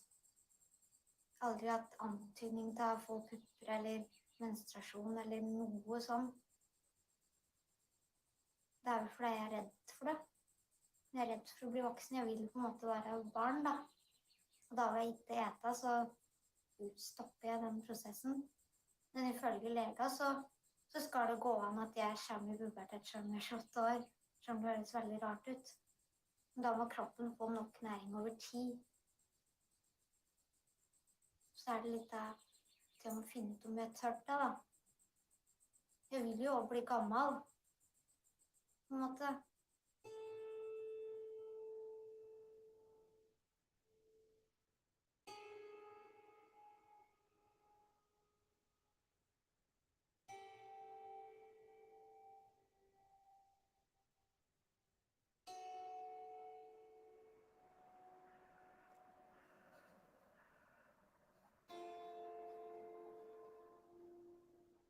Nå er vi hjemme hos meg i Kolbu, på Solbo, som det heter her. Og vet du, herre og mamma vokser jo opp, og jeg og søstera mi. Det er så åpent og fritt og fin utsikt og nærhet til skauen og det er denne gården mitt mål er å ta over, da.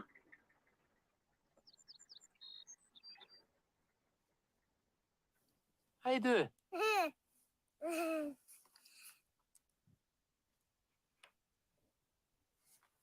20. mars og snøfritt. Gi det varmegrader. Mamma, jeg vil snuse. Det er våren, denne.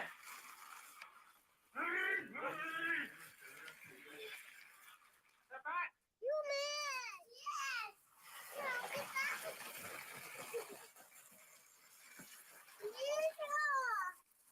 Nei, nå får vi gi oss. You man!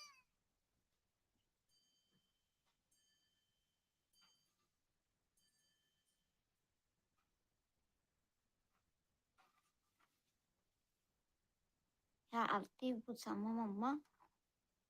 Jeg er som en nonne som murer meg inne her.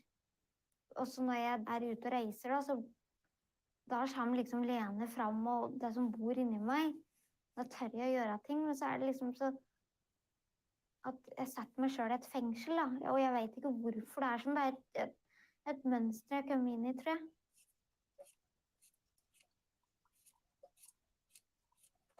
Jeg føler at jeg lever i et fengsel. Der sykdommen sier akkurat sånn skal jeg gjøre det.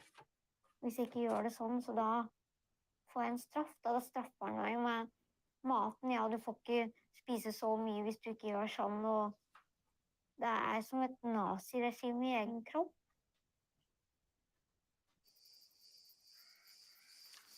Det er varmt. Det er varmere enda i dag enn i går. Ja.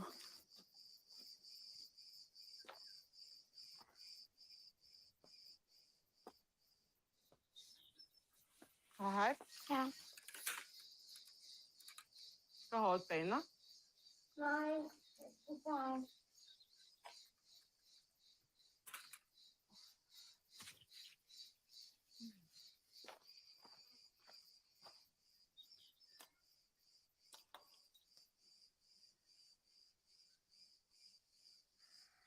Liksom litt sånn fascinert av de blåtonene og lyset som siver inn fra taket.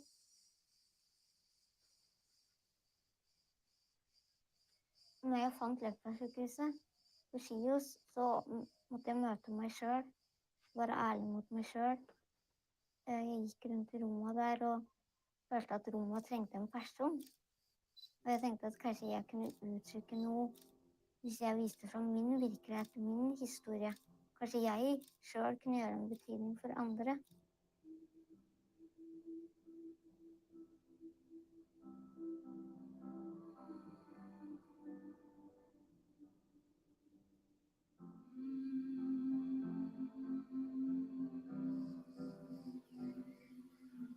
Uttrykksfulle bilder. Du ser jo ting som ikke jeg ser. Du legger jo så merke på alle detaljer når du er ute. Ferdes blant andre som ikke jeg har sett en gang, vet du. Det blir så djupt at det er vanskelig å sette seg inn i det for andre.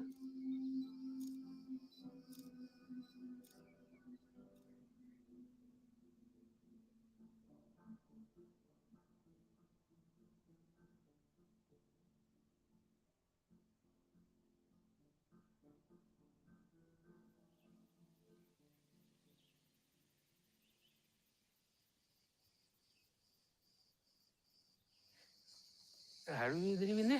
Ja, der jeg har brukt dette, det kan jeg vise deg da. Her, ja. Hvorfor sto jeg fingre her, Ja. her, oppover hele her. Og det er først nå jeg klarer å løfte noe, liksom. Nå er jeg her. Nå får du være forsiktig, ikke ødelegge deg. Men jeg er kjempeforsiktig. Det er litt nifs der, ja. Ja, når det blir mørkt, så er det ugler og flaggermus. Jeg har sett flaggermus. Ja, ja.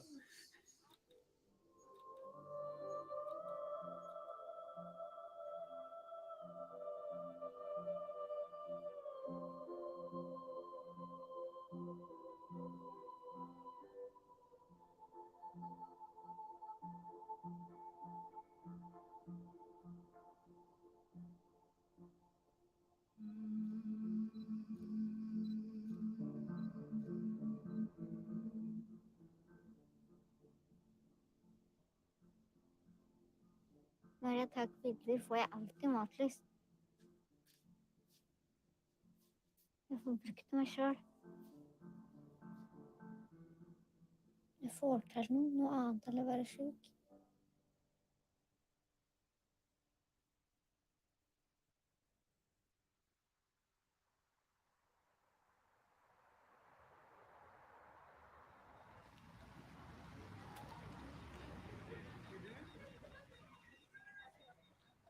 Det en venn av meg som har sendt bildene mine til Morten Krogvold uten at jeg visste det. Morten jo anerkjent som Norges beste fotograf.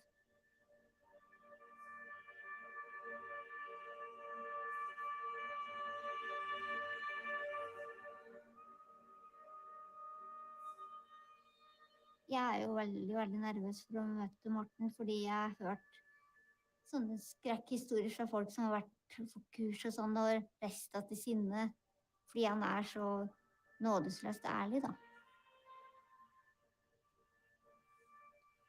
De to der synes jeg utrolig bra. Altså den korsformen, som ikke i kors på en måte, men som en blanding av figurer og kors, de synes jeg utrolig fine. Den senga helt fantastisk. Jeg vil ha mørket den bitte til han så ikke blir fullt så mye av den senga. Liksom litt ned, og så litt opp der, og så sånne små nyanser. Jeg synes jo dette helt sansløst bra. Husk på en del. De gamle grekerne mente for 3-4 000 år siden at mennesket hadde 4 kroppsvæsker som hadde forskjellige egenskaper. Og den kunsten melankolia. Melankolia, det betyr egentlig svart galle. Det den svarte gallen som sendte energien opp til rommet, verdensrommet, og så bearbeidet, og så kom skaperkraften fra den.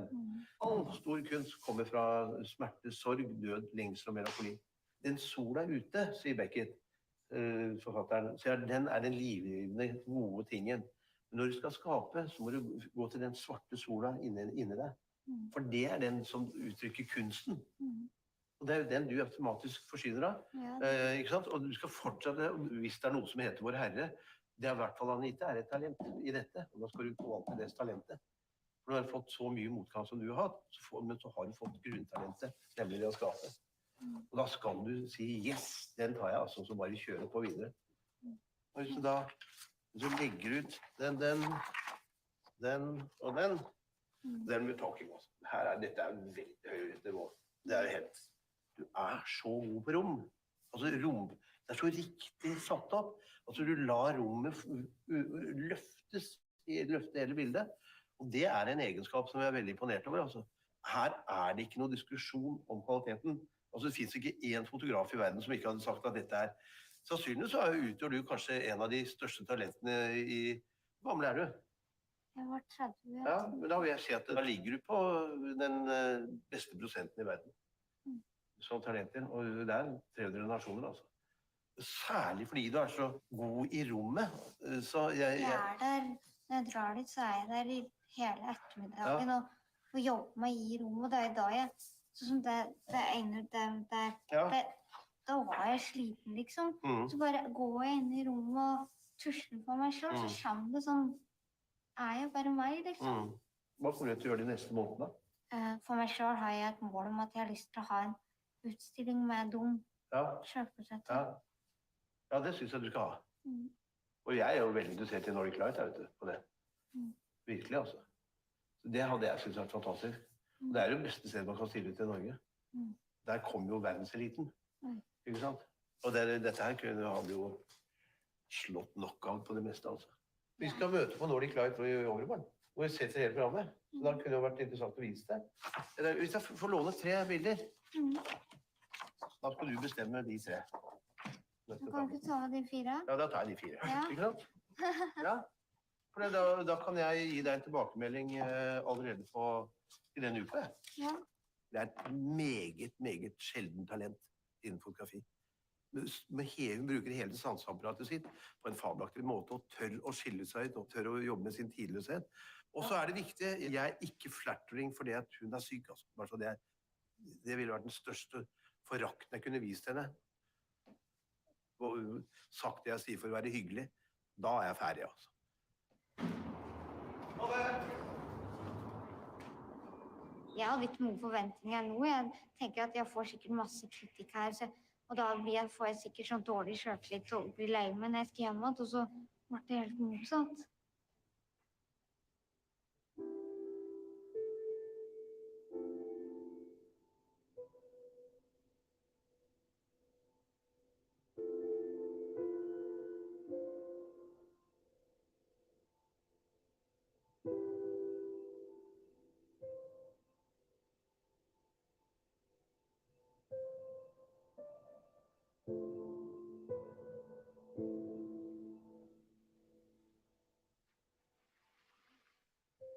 Jeg husker bare fra helt siden jeg var liten, så har jeg vært engstelig og redd. Jeg likte ikke meg selv. Jeg husker jeg lå på gulvet i kjellerstua og vrei meg fordi jeg hatet meg selv. Jeg stilte fryktelig harde krav til meg selv. Jeg ville være perfekt.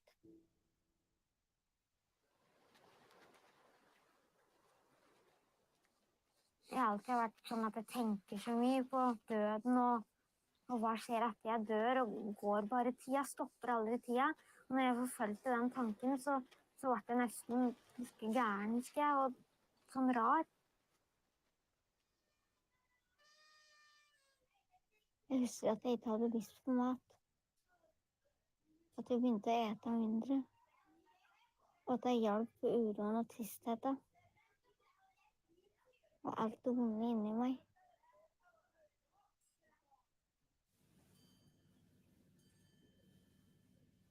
Det var den våren da Lene var 10 år. Det endret seg med matgreier, og det var liksom tynnere og tynnere brødskiver. Og vi tok kontakt da og bestilte time til fastlege.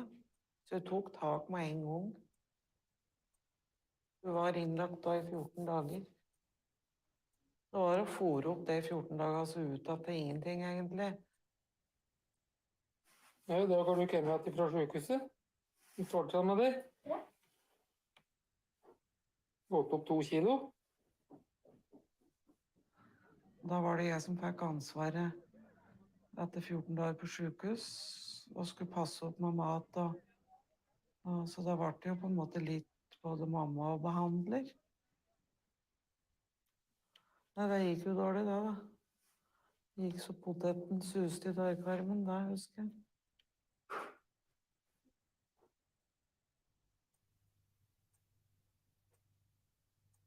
På Lillehammer, på barneavdelingen, der har jeg vært 7 ganger etter hverandre. Jeg opplevde det som veldig tvang, et straff- og belønningssystem. Spiser du, så skal du få lov til det. Mens det jeg tenkte var at noen spurte, kan vi klare dette sammen? Jeg var jo bare 10 år gammel. Jeg trengte at noen lærte meg å ete, og bli glad i mat. Vi orker ikke mer, nå må dere gjøre noe. Vi orker ikke å se på at ungen vår har det så forferdelig. Lene må ha hyppige samtaler med en psykolog. Hun har alt for mange forskjellige å forholde seg til, så det å ha en psykolog som har jobbet mye med anoreksi vil hjelpe henne. Lene sier at hun blir gal av å være på sykehuset, det holder på å klikke for meg, sier hun. Så vi ber deg om å oppfylle vårt ønske med hilsen Toril og Geir Fossen.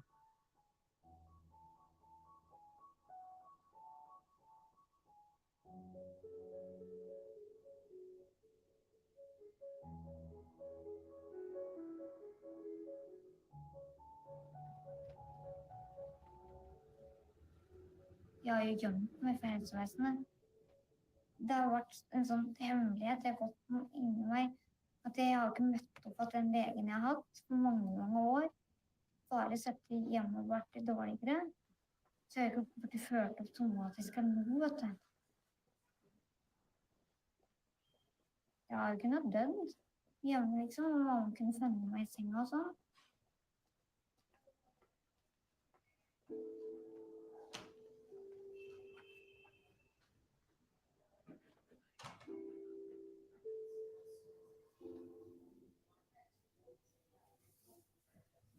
Er det normalt å vente så lenge? Det koster meg veldig mye å dra hit, for det var her jeg var så mye innlagt når jeg var liten, så jeg har ikke vært her En side. Jeg var jo hos øyelegen. Han sa jeg hadde nedsatt syn på grunn av at jeg har vært syk så lenge. Og da ble jeg sånn redd, for det er jo fotograf jeg vil være, og det er det som driver meg. Og jeg er så redd for at jeg kunne se og miste det. Kroppen min er jo utkjørt. Jeg har bare fortrengt i så mange år. Liksom, nå det begynner å gå opp for meg hvor alvorlig det er, da. Kan du være snill å lese for eksempel den linjen der? EFC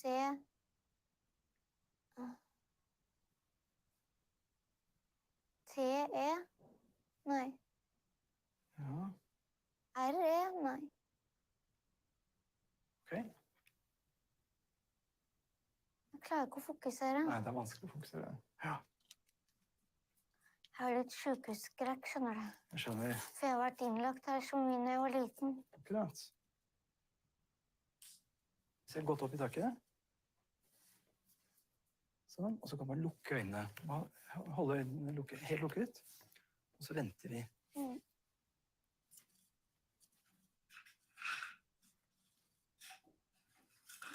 Går det bra? Ja. Fint.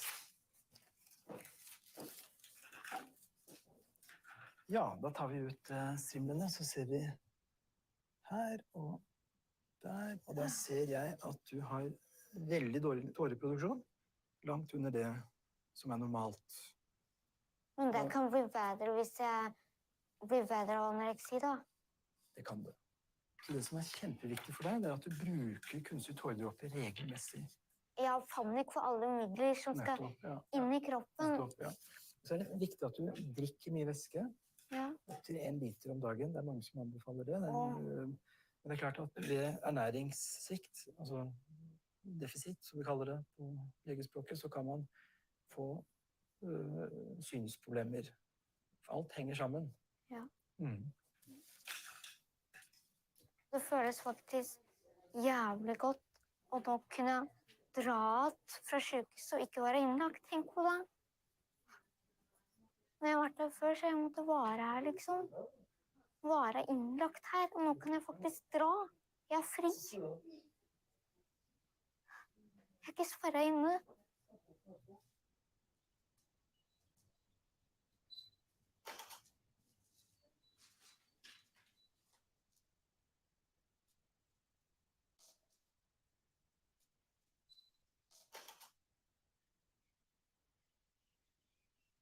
Jeg kviler meg alltid for å si at anoreksi jeg har. For det er liksom sånn bortskjemt sykdom, eller hvis du sier du har kreft, så får du på en måte sympati med en gang. Har du anoreksi, så har du det, da har du bare ta seg sammen. Da er du bare bortskjemt, det er jo bare ta seg sammen, det er jo bare å ete.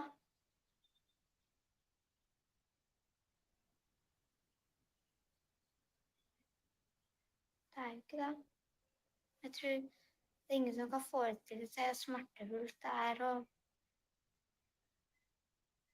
leve i den verden, fordi du preger deg så ikke bare fysisk med fysiske plager, men veldig psykisk. Det er som å være i en bygning, så brenner det, og du kommer ikke ut. Du prøver å finne dører, men du kommer ikke ut.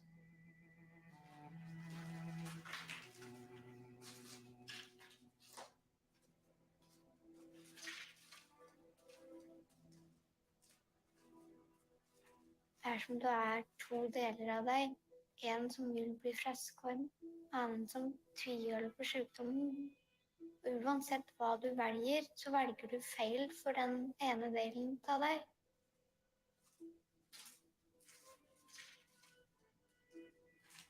Jeg føler meg forfalt som denne bygningen er som person. Og forestiller deg at du skulle pusse opp at alt dette her da, og få det i drift igjen. Hvor skal du begynne?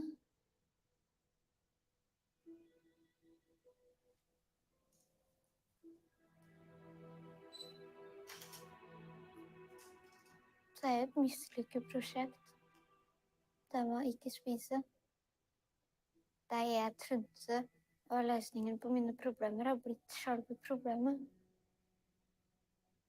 stoppe tida, være barn og ha noen til å passe på meg, ikke være alene. Men jeg har bare blitt mer alene for det. Jeg mistet alle vennene mine, og foreldrene mine har gitt meg opp.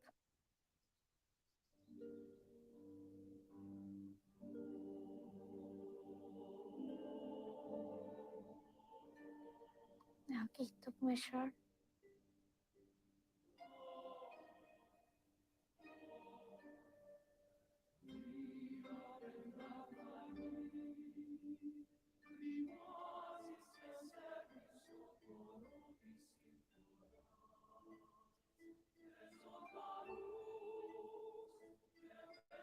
Faktisk på alle om 18 år. Jeg har vært syk, så jeg aldri ønsket å dø eller ta livet mitt eller noen sånne ting. Kanskje det jeg er stolt av meg selv, at jeg har den kjempestore livskraften da, i meg. At etter hvert nederlag, etter hver innleggelse, etter hver familiekrise, så legger jeg meg aldri ned. Jeg står opp om morgenen. Jeg har alltid stått opp om morgenen.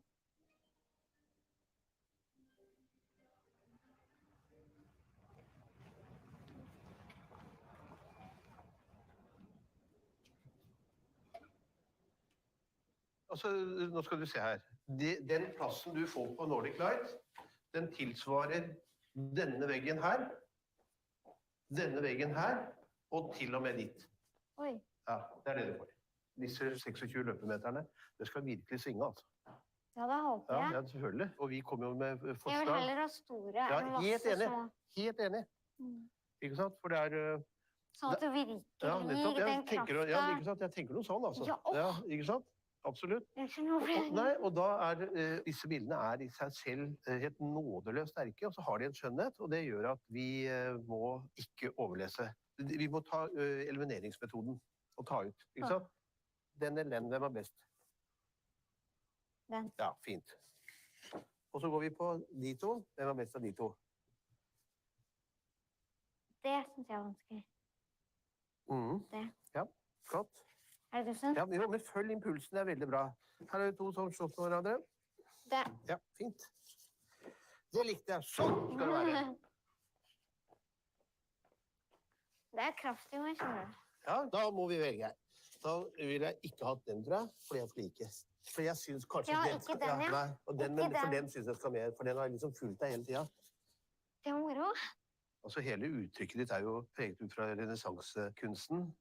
Jeg synes det ligger mot Caravaggio, og så ligger det veldig mye i Russland, og jeg opplever jo at det dypt religiøst innhold, og det som i Tarkovskis filmer, og det et kompliment, at det spirituelt, altså... Vet du, jeg blir så begeistret. For sånn, jeg har sett det for meg selv hjemme på Toten, den bygda der, og disse hyddene liksom, og så, ja, det sånn og så sier du at det sånn russisk, og sånn jeg har følt selv. Det jeg tenkte at vi kunne gjøre, at vi kunne begynne da med en overtoning hvor vi viser kanskje 50 bilder med musikk, og så går det over til oss. Du kan jo bruke hvilken som helst musikk du vil. Men jeg synes ikke det passer med vals eller polka. Nei, det ikke akkurat den typen da, Morten. Jeg tror ikke det akkurat. Nå skal jeg spille noe for deg.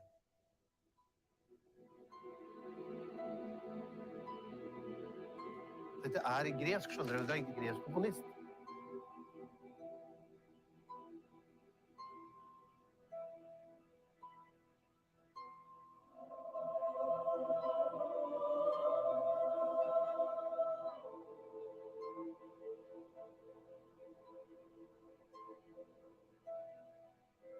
Dette virkelig melankolia, vet du.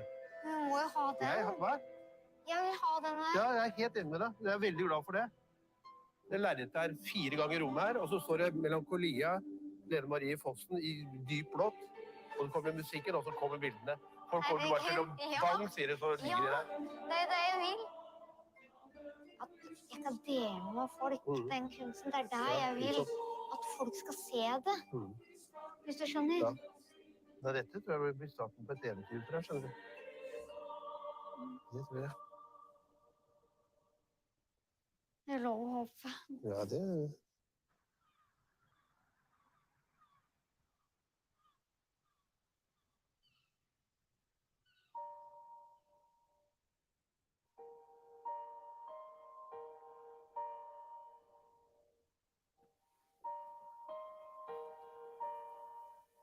litt rart at det skulle bli dette. Jeg husker liksom hver dag jeg var der.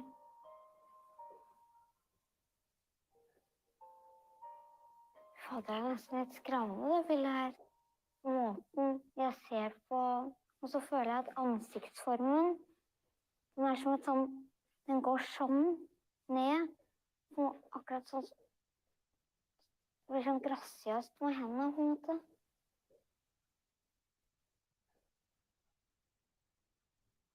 Så liksom ikke meg for vilden heller. Det smerte gjennom kunst. At det kan være en skjønnhet i smerte. Det ikke pent, men at det skjønnhet i smerte. Det uttrykket av at det mye sorg inni meg, sorg over alle årene jeg mistet. Husker du at du drev og flyttet den senga, og så hang du på toppen av det korset når du datt ned? Fy fader, for et slit da, vet du. Ja, mange timer. Stolt av deg. Er du sikker på det? Skammer du deg, du da? Nei. Stolt. Modig. Ikke sånn der når jeg akkurat der nå. Skammer du deg? Jeg føler at jeg ikke gjør det. Familien min. Jeg skammer meg ikke. Jeg synes det var spesielt, og du begynte også å fotografere dette, men... Ja, for da sa du sånn, nei, Lene, liksom, du hater deg så mye. Du vet det, du gjør noe. Ja, men det jo greit også på en måte gi noe råd, da. Du tenker over hva du gjør. Men hvorfor skal jeg skamme meg? Nei, det flott.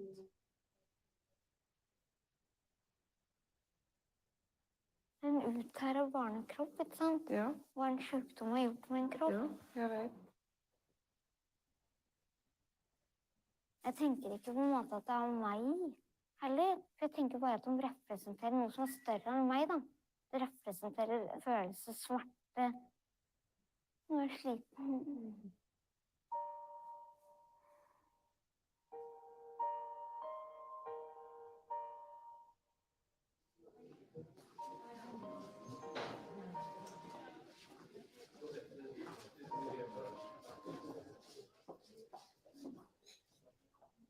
This is Lene Marie Fossen that has done this extraordinary work.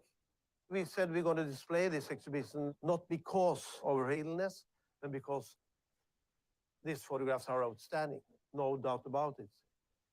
I think the way she presents herself, we can like it or not like it, but she is brave and an amazing talent, one of the greatest talent, maybe the greatest talent I've ever seen. Congratulations. Give us a smile, baby. Thank you. Okay. Du kjenner en fysisk smerte ved å stå på bildet. Det utrolig sterkt og vanskelig. Det skal ikke gå an å være levende sånn.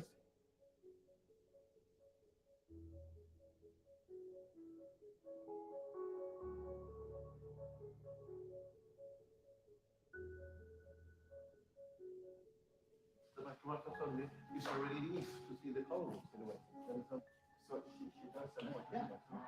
These are very unique photographs, and I think in the world of photography, I'm not sure I've ever seen anything like this. It's very, very, very important, very powerful. They're very sincere. They're very authentic. I photographed the famine crisis in Somalia in 1992, and I made this photograph of this young boy. He seemed so conscious of his plight, the way that he looked at me. And so when I was looking at these photographs this morning, it brought back actually some of those memories. I'm very moved by your work. I want to give you a hug. Thank you so much. I didn't have a chance to hug a lot of Thank you so much. people in Somalia. So Thank you. Ja, det ikke akkurat som noe så flott. Jeg glemmer aldri. Lykke til. Tusen takk. Det betyr veldig mye for meg å få vist filmene til flest mulig.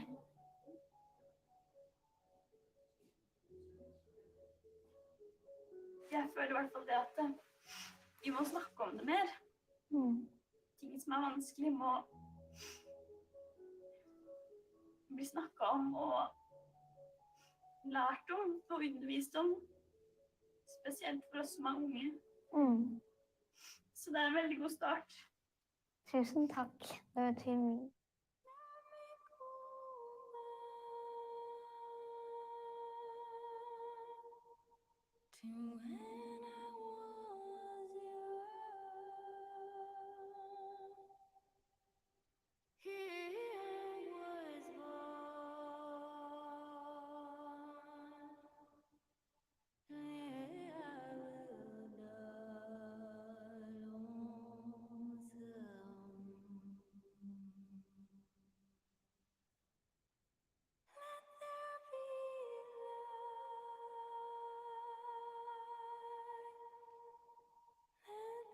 I've been ashamed a lot of myself and my disease, but then I just took away every kind of shame and I showed the reality as it is. I want to show a life story about pain, that it can be beauty in pain as well. Because when you experience pain, you can find strength also to get well again. I don't want to be known as the girl with... No. Yeah, you know. That's so important. I want to be known as the artist and photographer. Yeah. And do you think that photography can help you recovering? Yeah, I think the way I can do it is by photographing, because then I can fill my life up with something else. I always been an artist inside of me.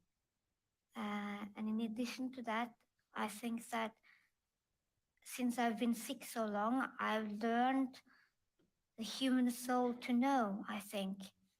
To portrait other people and also myself is about a human meeting, I think.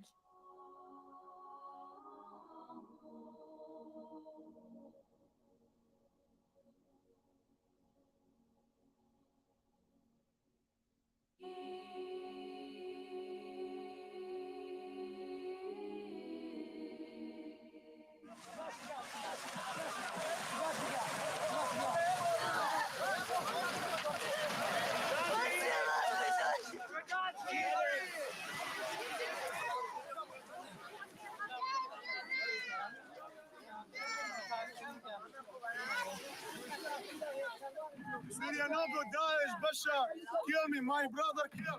I see, kill my brother. No,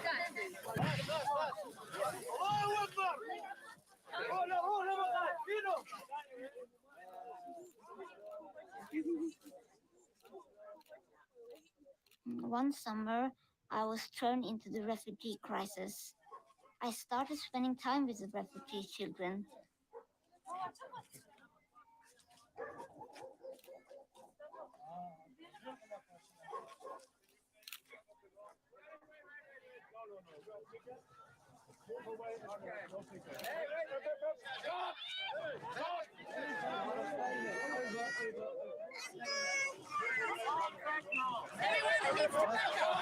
Move away.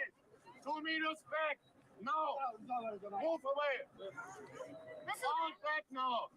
Everyone, back. 2 meters.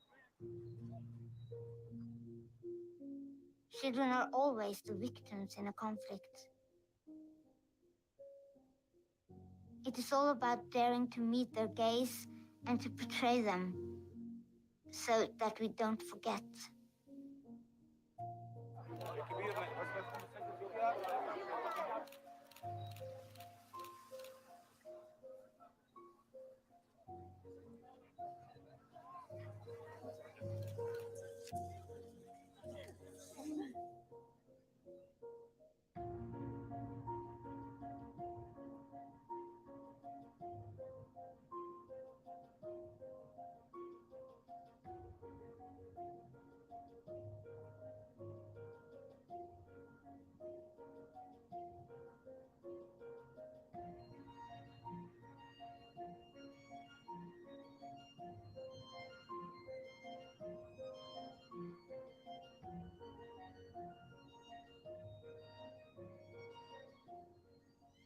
I think you have a mission now.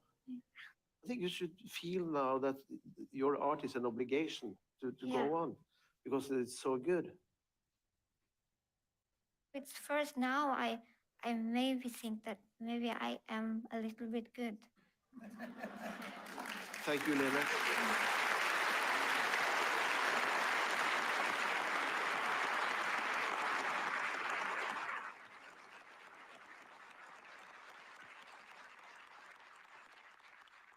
Det ikke så mange ganger i livet en kunstner opplever det trøkket hun har.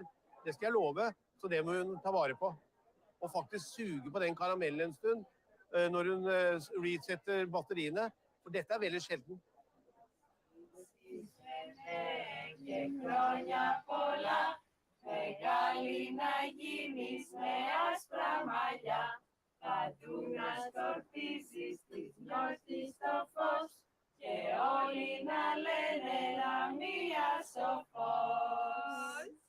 Make a wish. Ring it loud. The candle. Make a wish. Okay. Make a wish.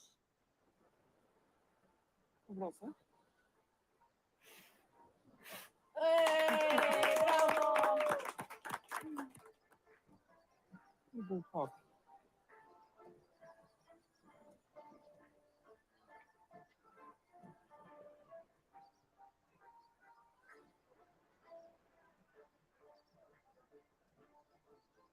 Kjempegod. Arne? Has anyone seen your pictures from other countries? Yeah, big things are about to happen because Fotografiska is Scandinavia's biggest photo gallery. So after I come back to Norway, I will go to Stockholm because it's there and have a meeting with them. If you remember, I told you that it's going to happen. I told her years ago. You're going to be famous, she said. I did tell her that. You have so much talent. Not everyone is able to do what you do. So you should be very proud. And your mother's probably very proud of you. I've got a very nice dress for my mother. That's very beautiful. You know what I always said? What? If I get well and if I don't believe it, it will never happen. But if I get married, it will be in this dress where I find a Greek man. The Greek man, absolutely. Absolutely. You come here every year. Have you thought of getting a house to stay Yeah, that's here? my dream. So you would like to do that? Yeah. If I win a lot of money. The way you're going now, in a few years? You must not have big thoughts. Yes, you should.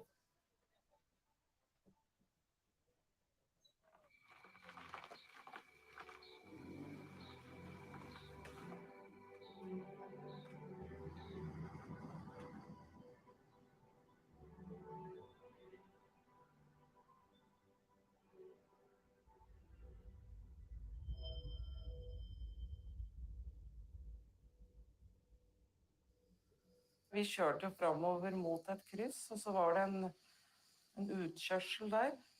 Og så kom de dame og kjørte rett ut inn i siden til Lene der da. Så Lene fikk den dunken, og da sier hun, au, sier hun med en gang. Det skjedde noe i nakken min.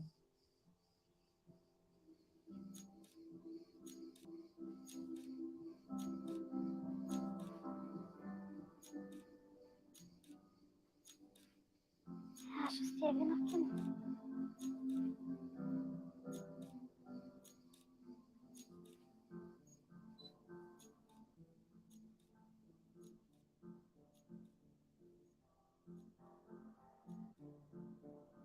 Det har vært mye nedfor. Og grått mye, og det gjør jeg vanligvis ikke. Så utrygg og redd for at du skal få skader til det resten av livet, da. Men jeg sier at det går helt sikkert bra. Jeg kan ikke tro det verste. Mamma, da kan jeg få batteri, altså den minnekortgreia. Batteri? Uten noe batteri her? Jo, i den oransje. Det som jeg tok? Nei, kan jeg få en oransje hit? Her? Nei, nå stenger du på lyset. Satt den på kassen. Du jo så irritabel. Ja, jeg vet det. Ja. Kan du ikke reise fra? Jeg liker å være alene. Da kommer jeg att etterpå. Ikke senere 7:30. Var forsiktig. Ha det. Ha det. Husk å ta med skallnøtter her, da. Ja. Og pillepose. Ja.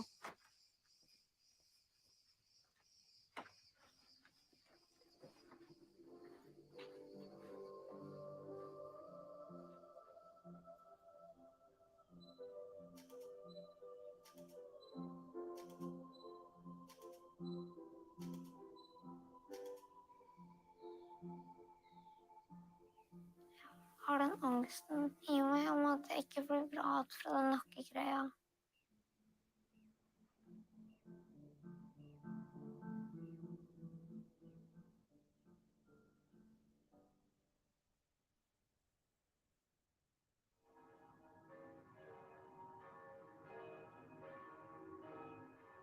Vi sa vel at vi skulle møtes i kaféen.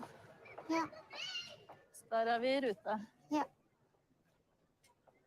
Jeg har fått min første agent, Ellen Villas. Hun har et eget galleri i Oslo og ønsker å representere bildene mine. Jeg føler meg heldig som har fått møte henne.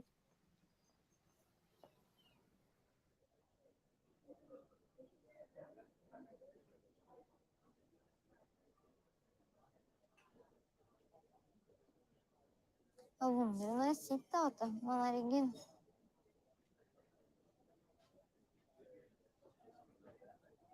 Jeg er liksom helt nedi der, og så ved skulderbladet. Hva faen, ulykka? Ødelagt alt. Hei, Det er Marie. Hei.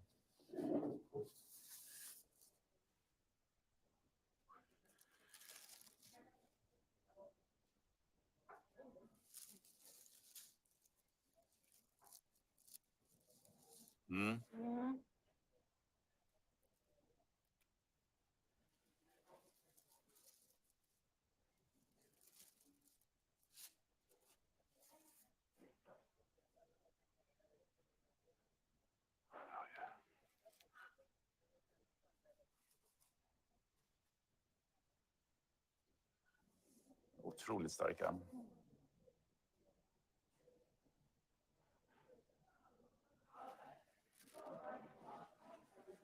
Fantastisk.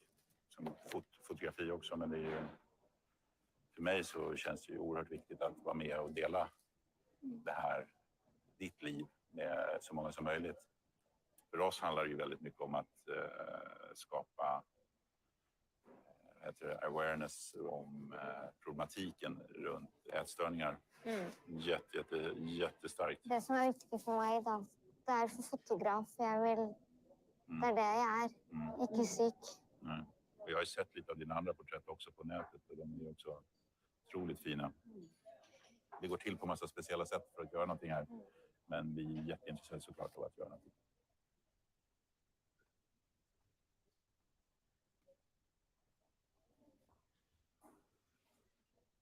Dette er veldig meg.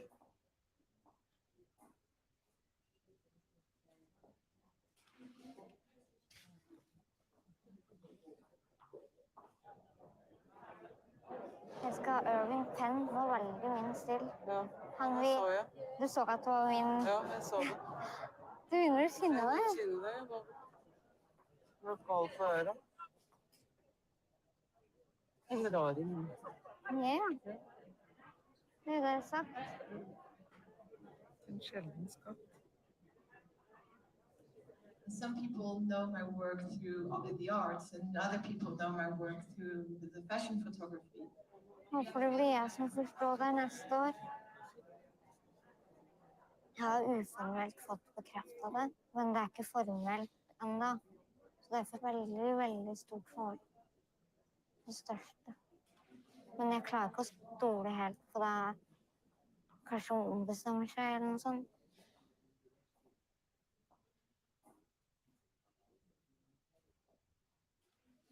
Herregud, tenk på det. Når jeg kunne stått der.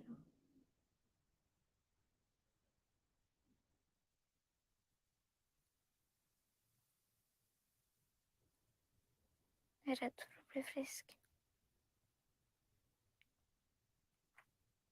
Jeg redd for at jeg blir en dårligere kunstner. Jeg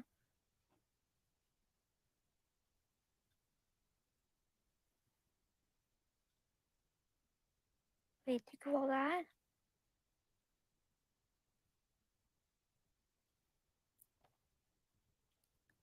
At jeg I hvert fall kan bli litt friskere av dette, at da komme meg opp at og sånn.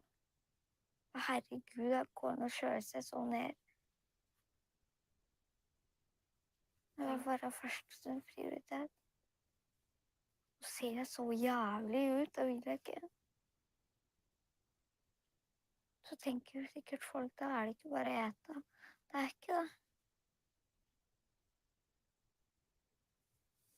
Det det som det bestialske, den sykdommen. Helt uforståelig for meg selv da.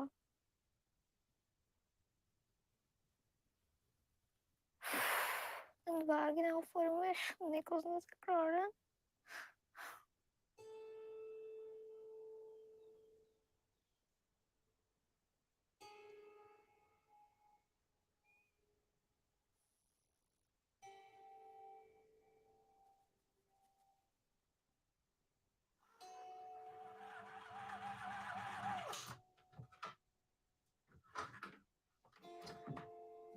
Når jeg ble syk, så trodde jeg hun skulle bli bra til jul. Så det godt en ikke vet. Det forferdelig år. Og den maktesløsheten. Nå jeg veldig sliten. Får du bli med og bake? Lenge siden du var med nå. Du får bli med snart. Ja. Jeg ikke sånn glad som før. Jeg har så vondt I nakken og hodet etter ulykken. Jeg føler at det uutholdelig I en hverdag å ha de smertene oppå den smerten jeg har med anoreksien.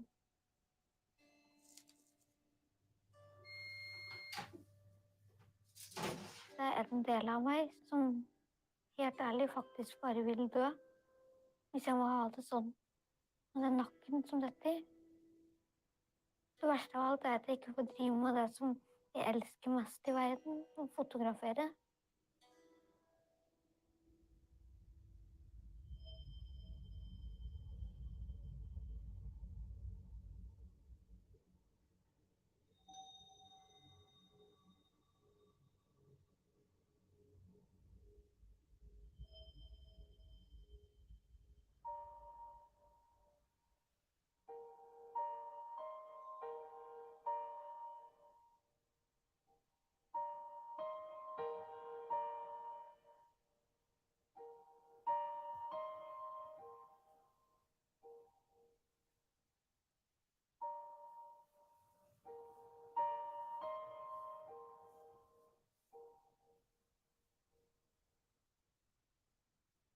Det var vel et rop om hjelp. Nå hadde du mistet telefonen din, da, så ikke fått ringt, så. Og du ligger der I 8 timer.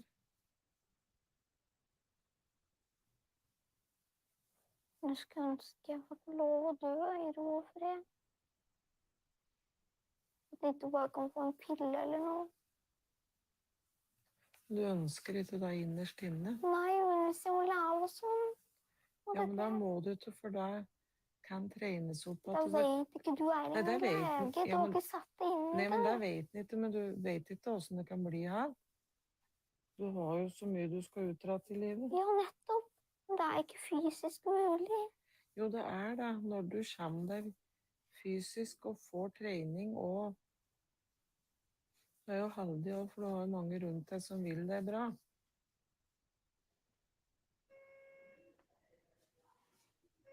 Det som har av boende hos meg også, det mange år at jeg redd jeg skal finne dø, men du klarer på en måte å distansere deg litt, og for det vel en sånn overlevelsesmekanisme du har. Hvis jeg skulle være så redd som jeg burde være, da, så ville jeg vel klikke.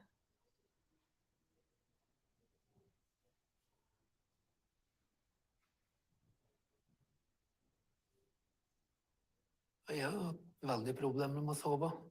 Og det har tenkt og tenkt og tenkt, sånn tankemylder. Ser for meg liksom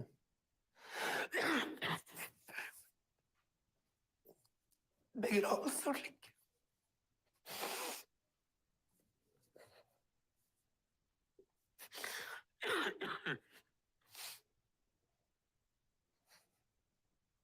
Så jeg får sånn mareritt. Angst.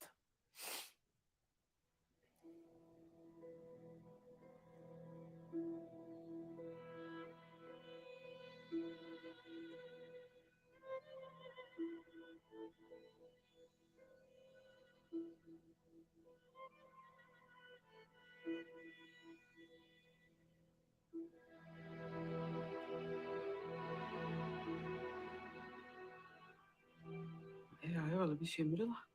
Urolig hele tida. Og med en sånn angstklump. Vi vet ikke hva slags vei det går, da, rett og slett.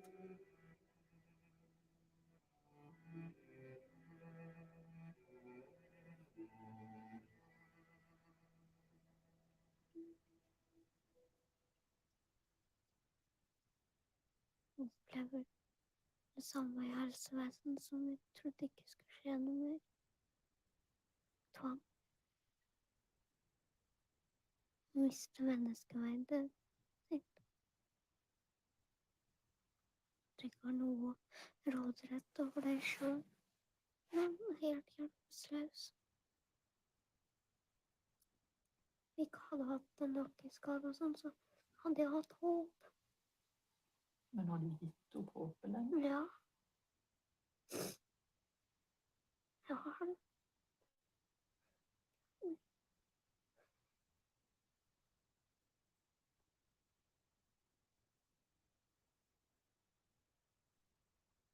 Jeg finner jo ulykker og tenker på at jeg ville bli frisk, at jeg ikke trengte sykdommene mer. For at det begynte å gå bra for meg. Hva har du trengt sykdommen til den? Trygghet. Når alt har vært utrygt.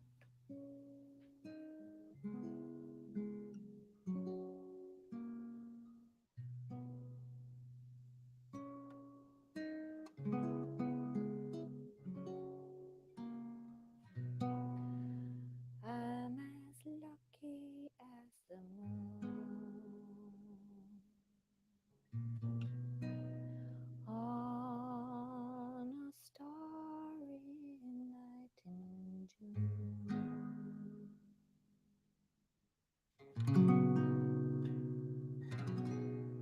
Looking down on a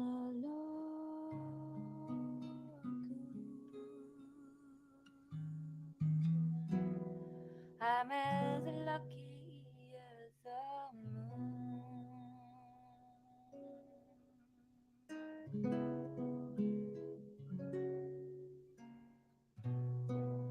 I'm as clever as a crow.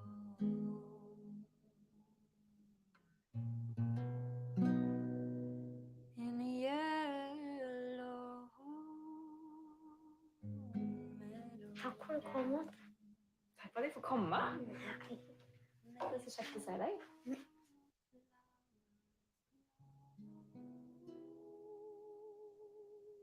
Det er bra du får hjelp, da. Syns du det? I'm as clever as a... Så kan du ta flere bilder. Jeg håper jeg kan det. Ja, det gjør jeg også. Hvis jeg tror det skjer. I'm as mighty as a shark.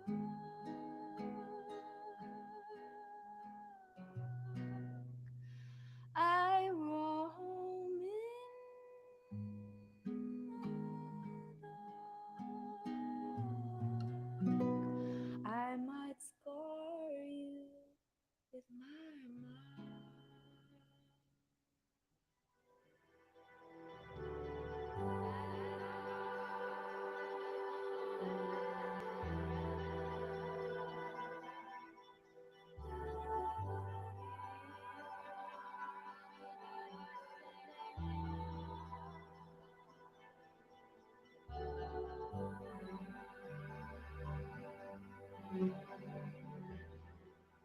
jo spurt vi foreldre også, da, om vi gjorde tvangsvedtak.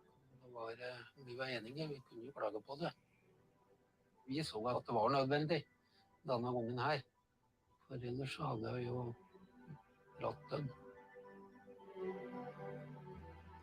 Nå har alene vært syk i 22 år, og det har jo preget oss alle. Jeg tror det kan være vanskelig for andre å skjønne det.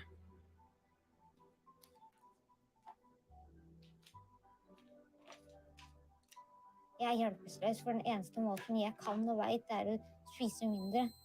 Og da føler jeg at da takler jeg verden. Men jeg ønsker ikke at kroppen min skal påføres det som skjer. For jeg ser hvor tynn jeg er, jeg ser at jeg ser ut som en strafffanger. Jeg ønsker ikke å se sånn ut. Jeg bare tenker at ingen i denne verden velger å ha en så grusom sykdom som anoreksi.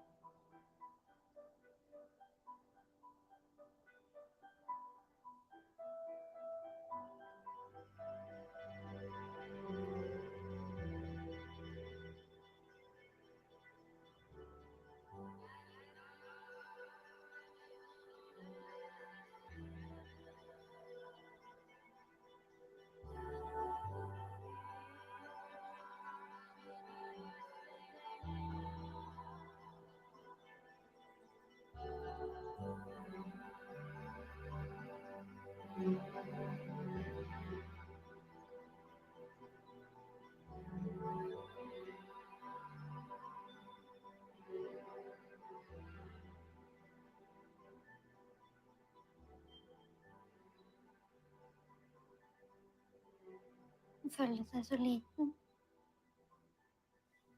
Trost.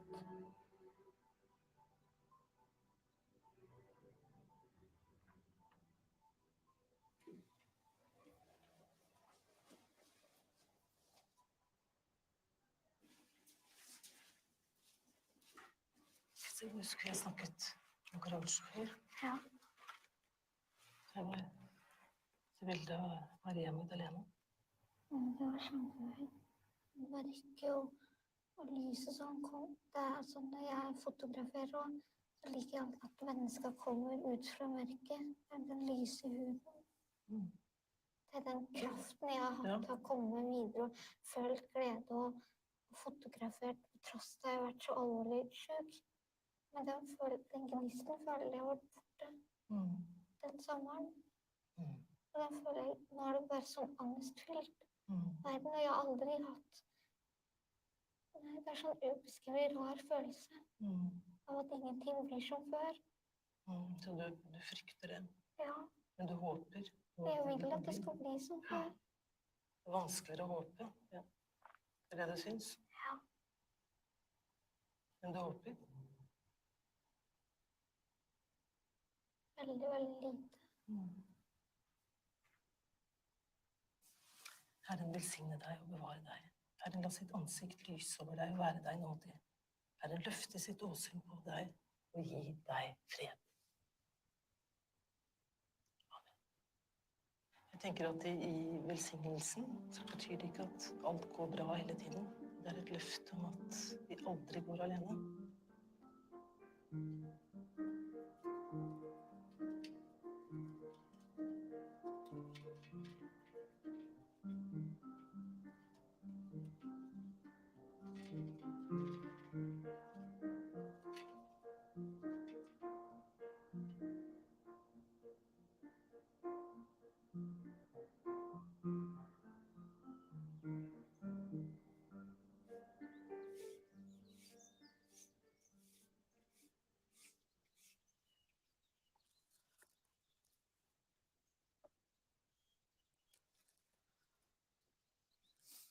Det 8. mars, og I dag har jeg vært fri fra toggen. Og det en helt ubeskrivelig følelse. Jeg føler på en måte at nå jeg som dere andre igjen, og at jeg faktisk kan reise og ta egne valg. Kunne velge hvilken behandling jeg vil ha selv.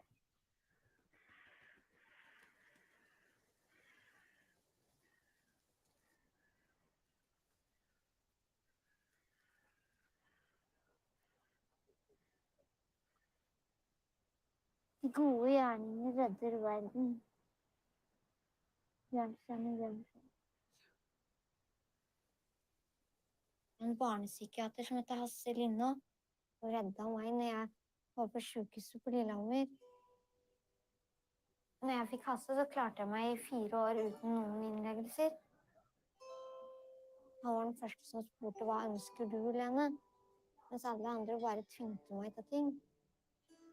Så det første han gjorde var å gi meg en bok, så sa han det at du ikke sykdom.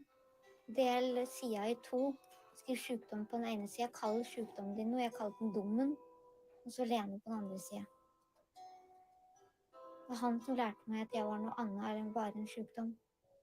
Og han spilte veldig på det kunstneriske for meg, da. Det han som gjør at jeg klarte meg uansett, at jeg aldri gir meg, det Hasse. Det som skiller Hasse fra mange andre at helsevesen og mange folk og møter jo denne sykdommen her med redsel. Og det det som blir helt feil. For redsel, det fører til at hvert fall helsepersonell, de gjør ting de ikke skal. Når du blir redd, så reagerer du ofte med å sette regler og regimer og være streng og tro at da skal det liksom gå bra. Hasse, han sa at dette ditt rom, du skal glede deg til å komme hit. Fordi jeg tåler hele deg.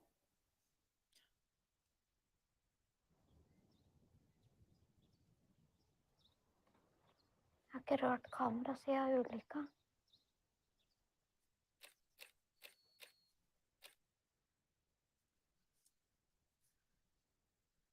Jeg bare bruker litt tid. Ja, det må du få. For det så lenge siden jeg har... Og all den tid du trenger.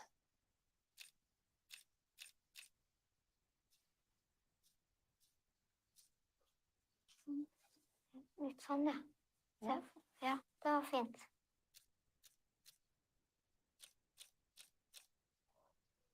Det var veldig fint. Tusen takk. Ja, takk. Takk.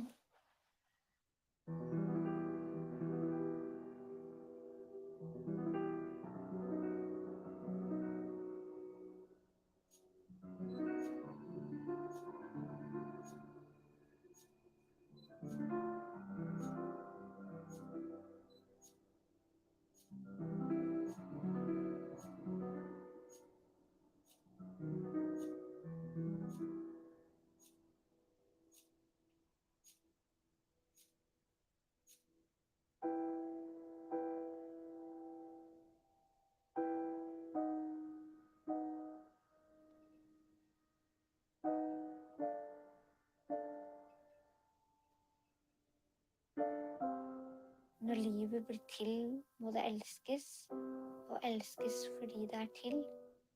Så vanskelig det å la livet få rom til å bli hva du vil. Jeg synes det så fint beskrevet.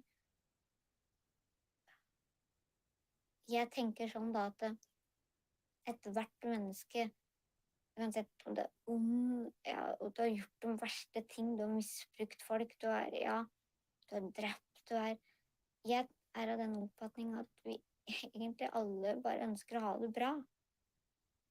Men så kommer vi helt feil ut, fordi vi ikke takler livet, da. Og jeg synes det diktet der beskriver det så fint, at livet jo egentlig en helt sånn vidunderlig, gåtefull, fin gave vi får, men så klarer vi ikke å leve det. At det så vanskelig å gi livet rom til å bli hva du vil.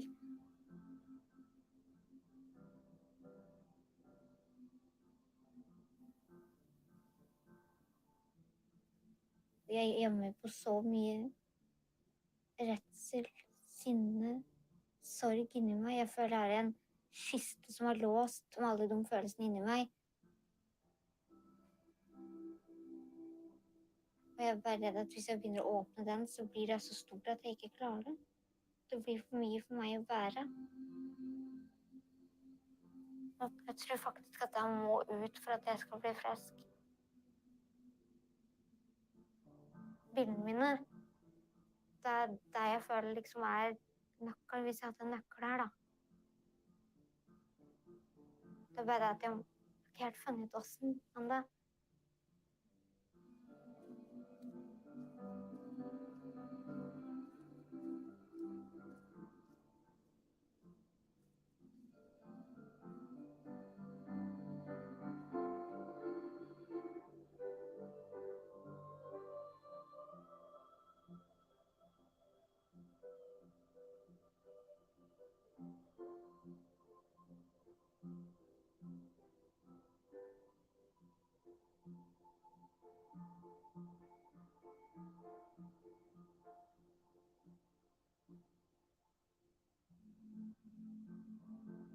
Pappa, kan du sette deg litt nærmere meg?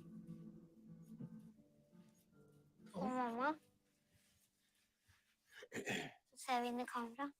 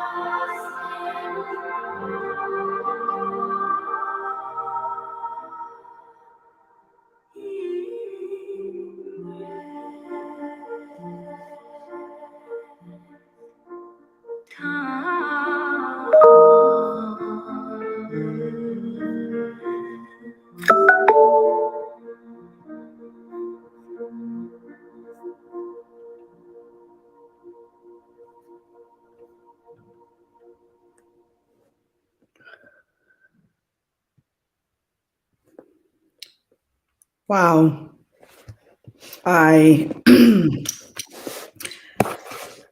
do not have the words to express how I'm feeling right now after watching this amazing documentary. I have the honor and the pleasure of having the filmmaker with us today. Espen, welcome to the Herstory Online Summit. And thank you for your work. Can you hear me or? Yes, I can hear you. Yeah, thank you for showing the film. Actually, I haven't seen it for, I think the last time I saw the film was in Prague at another film festival, just 2 days before COVID happened. So yeah, 2 years ago. I haven't seen it since. And Tuesday I'm going to Tel Aviv because then it's opening up. So I'm gonna show the film again.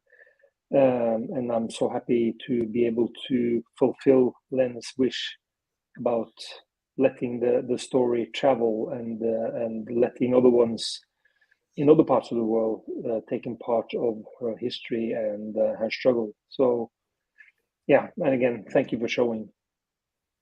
Yeah, man. Can you tell us how you started working with her? What is the backstory? How did you meet?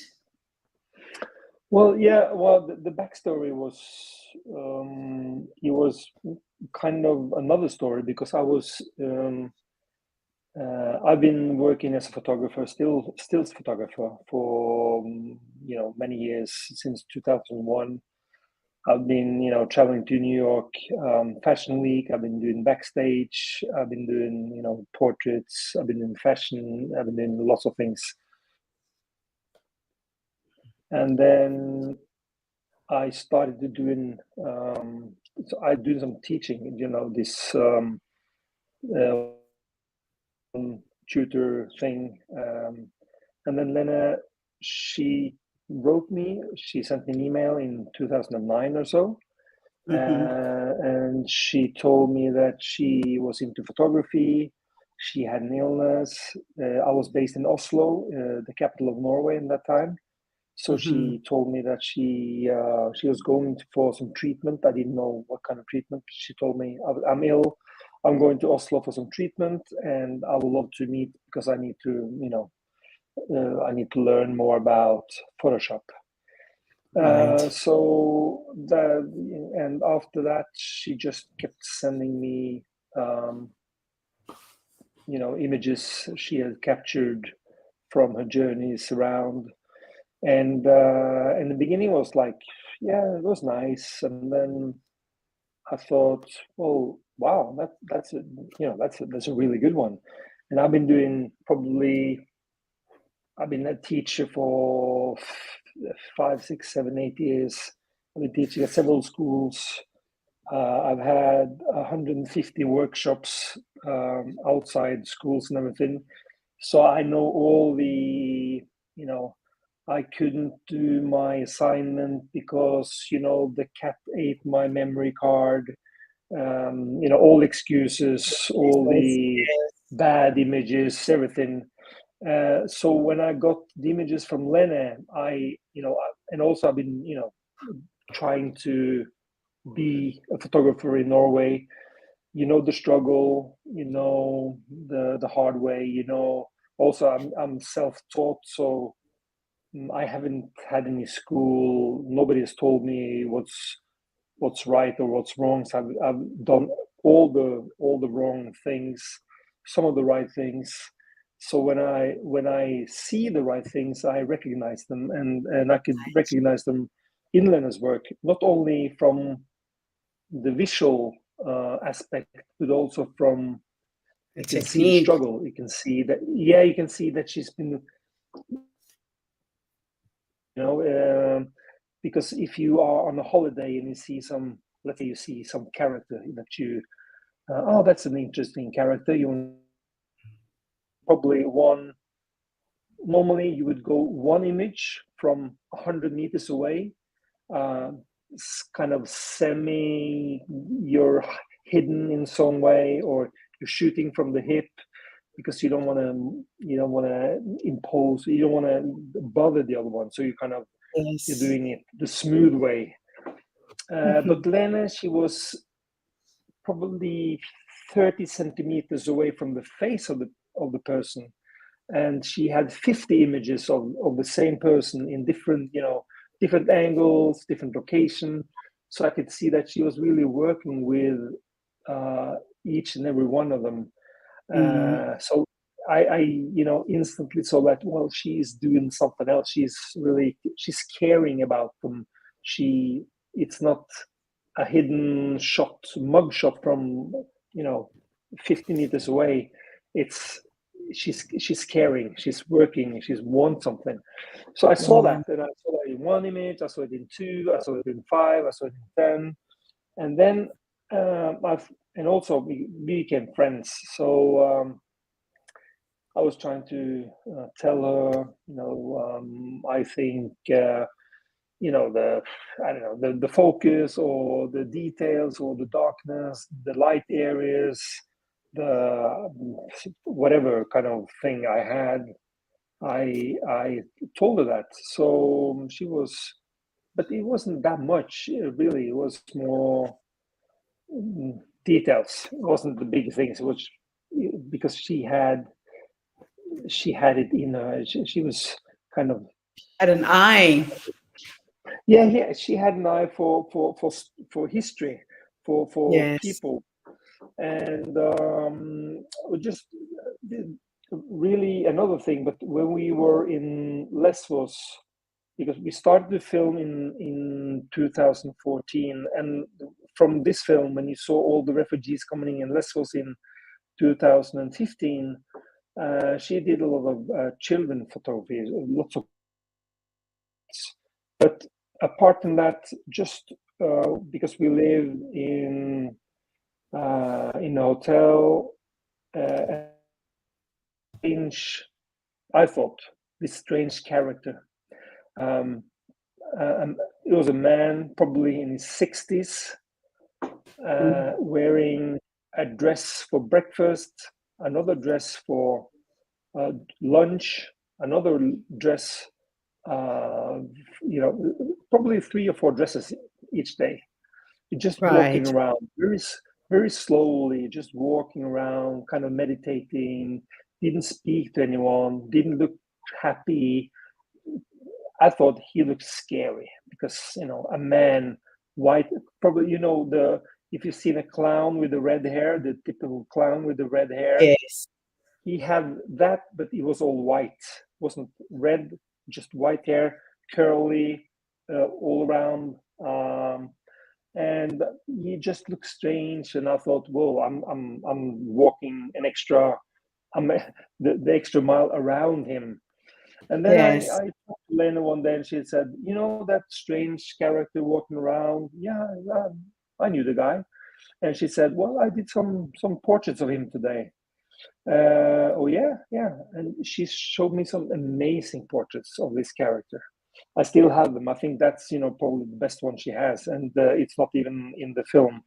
But because she cared, she wasn't intimidated. She wasn't afraid, because she was a people person, and so Lena had lots of qualities, and I saw that in the first images.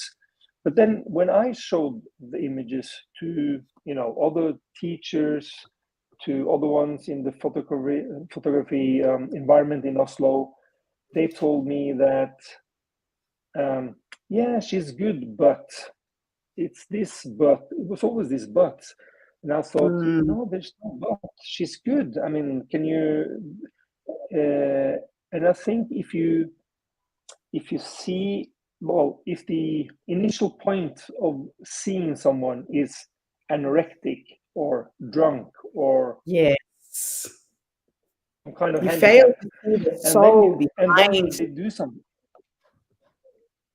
Yeah, and then it became. I thought that it became a sick person taking pictures more than a person that took pictures also had something else.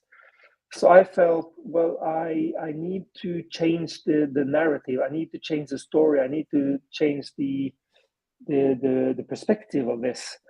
Yeah. And I had a blog with some other, really good and famous Norwegian photographers. One of them, based in Los Angeles. He used to be married to Tara Banks and some other ones. So, really good Norwegian photographers. And in this blog, I wrote this story about how important photography was for Lene. And it was good response. People liked it. And then next blog comes along, a guy diving with sharks in some parts of the probably Israel or something. And my thing was then it fell down, people forgot it, and day after, and I thought, well, okay, so that was that. And then I tried to get Lena onto a photo festival in Gjøvik, which is nearby Lillehammer, and she didn't show because she felt something, and the same day she couldn't show. And I thought, well, what can I do then? Because Lena, she told me early on that if I don't have you, Espen, I don't have anyone. I mean, it's you or nothing. So I knew that apart from my kids and my life, I was the only one in Lena's life that could do something. And I thought I could take some pictures, I could do some portraits, but I need to film. I've done some music videos. I mean, nothing big, but I've done some music videos. But it became quite clear to film Lena. I need to film Lena's history in order to make people get to know Lena as a person. Yes, then to see be her able to see person. her Yeah. story. Yeah. Wow. Yeah. So then I in June 2014, I mailed Lena to say that what do you think? Should we do a documentary? And she responded quite rapidly. Well, yes. So just a couple of weeks later, I went down to Hios, and then we started to film. So actually, a lot of the things that you see in the film, I just started myself, and I, a camera. I was a sound guy. I was everything, director, and I did that for 3 years. No income. I just, I believed in the story. I was the only one who believed in the story, and all the other ones told me I was an idiot.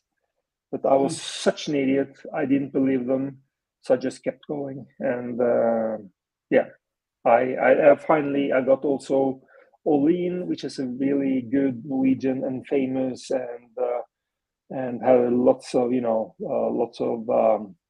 big prizes behind her on the team, and then we made the story happen. So it wouldn't happen if I didn't start, and it wouldn't happen if I didn't get her along. Yes. And was teamwork, and yeah, so we kind of made it, and Lena was really happy with the result that she saw just a week before she died. So yeah. So her death, was the accident a catalyst Yeah. for her demise? That accident seems to have really knocked her back, right? Yeah. She Yeah. wasn't able to That's bounce correct. back from that. Yeah, because what happened was that she started to believe in her talent, and that was it wasn't the reason for me filming her, but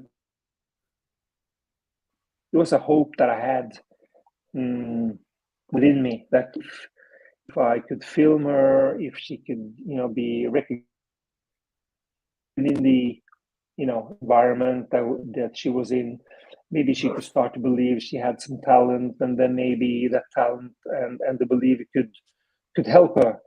Yeah. But and just as Morten is there, she's talking in lots of arenas, and she's starting to believe in herself. When that happens, she's getting a whiplash, and she's having a hard time because she already has a hard time getting any kind of nutrition in her body. Yes. So just to swallow is hard. Just to maintain her head steady is hard because she's she has Very enough fragile. muscles. Yeah, she's very fragile, and she hasn't enough muscles in her neck to just keep it steady and be able to eat.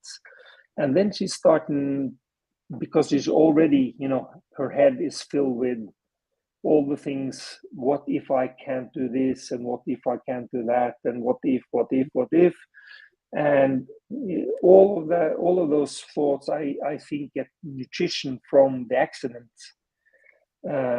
So she wants to believe that, but she has a hard time doing it. And then, well, it's not in the movie, and but I would tell you anyways, that in probably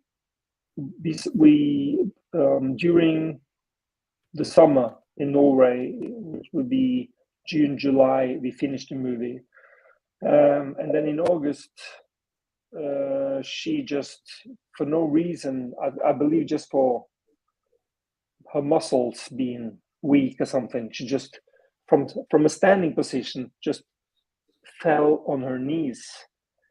And she showed me the pictures, and it looks dragged, after a car for several hundred meters. So the knees were just up, but didn't look good at all.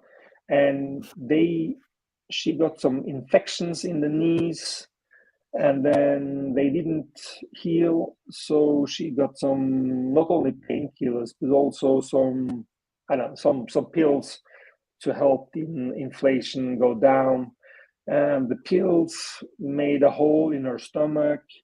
And then, so it just, the one thing led to another. And then finally, I was there, showed her the film on a Tuesday. She said it was okay. She loved the film. The day after, she called me to say that the doctors just told her that she wouldn't heal. So they just put her on some kind of pain relieving cure or something. But she knew then that she was going to die. And she told me to come back Friday just to say goodbye. So I went back there Friday to say goodbye, and then Monday she died. So it's kind of, but yeah, so it was, as you say, that accident just like a domino effect on one thing led to another. And then it was quite, because the fundamental, her body has been at the edge for several years, actually. So yeah. Now her parents, this is my last question for you. This must have been difficult for is it Torel and Gera? How do I say that? Toril og Geir. Toril and Geir. Yeah. Turi and Geir. This must have been a painful over 20 years of watching your child slowly dying. I can see they coped with it as best they could. How are they now? How did they manage to survive this? Yeah, that's a very good question, actually. From my experience, they actually, I mean, while I think this, because the parents, they split up along the way. Probably it could be something prior to everything. It could be because of, but the situation, at least, it didn't help, because it's a really rough situation. Lots of thoughts and feelings about how to cope with it all. And my feeling is that, because when you have, and I know this from experience, just from making this film, that when you do something for, you have friends, and they ask you, well, Gertrude, how are you doing with this project? And you say, well, the project is going, it's going good and this and that. Yeah. And then you meet them a year later and they tell you, well, Gertrude, how's the project going? Yeah, it's going good. Yeah, it's great. Yeah. And when you do that for 1 year, you do it for the second year, the third year, the fourth year, and you have nothing to show for it. It's like, yeah, it's how is this project? And then you notice that people they would rather avoid you than ask you the questions that would put you in this situation. So I would just imagine all the people, they go to the supermarket to to buy some groceries and everything, and you have a kid that's been sick for 1, So 2, long. 3, 4, 10, 15, 16, and then you stop asking how are you, because you see them and you think, I'm going, I'm waiting in the car until they're done, because and they felt a lot of ashamed, because they felt guilty about the kid being ill. So it's a situation, actually. I mean, it's just for 20 years. Wow. So wow. I mean, I just, it's a delicate subject, and I've just barely spoken with Toril about it. Luckily, in June, I'm going to take wedding pictures of the little sister of Lena. Okay. So I'll have another opportunity to talk with them about everything. So it's just been rough for the whole family, actually, and I really don't know how they cope with it all, because it's devastating. I mean, it's just, I haven't seen the picture now for 2 years. I've probably filmed 70% of the whole picture, and it still kind of rips my heart out to see this story. I mean, I think it's an important story, and I think it's a really strong story, and yeah. I'm Well, just I would thankful love for you showing it. Love to work with you. Like I was saying, I used to work with at-risk youth in New Zealand. When I first came to New Zealand, I didn't understand why young girls were bulimic, they were cutting themselves. They, coming from Africa where there is no food and children are starving, I wanted to understand the psychology behind it. And my daughter went to one of the most private and expensive private schools in Wellington. This is where I started seeing this behavior. So I got involved with the girls and started coaching and mentoring them, sharing stories from Africa. And I think I helped in a small way because the kids could see life from a different perspective. You don't know what you don't know unless somebody reflects it back to you.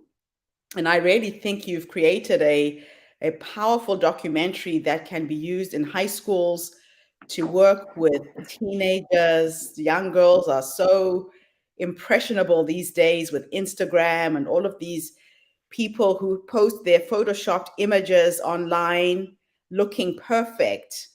And when they have a few lumps or bumps or they put on weight, they feel imperfect. So I think you can honor Lena with this documentary by spreading it around the world. And I would love to work with you to bring this to New Zealand, Australian teenagers in particular.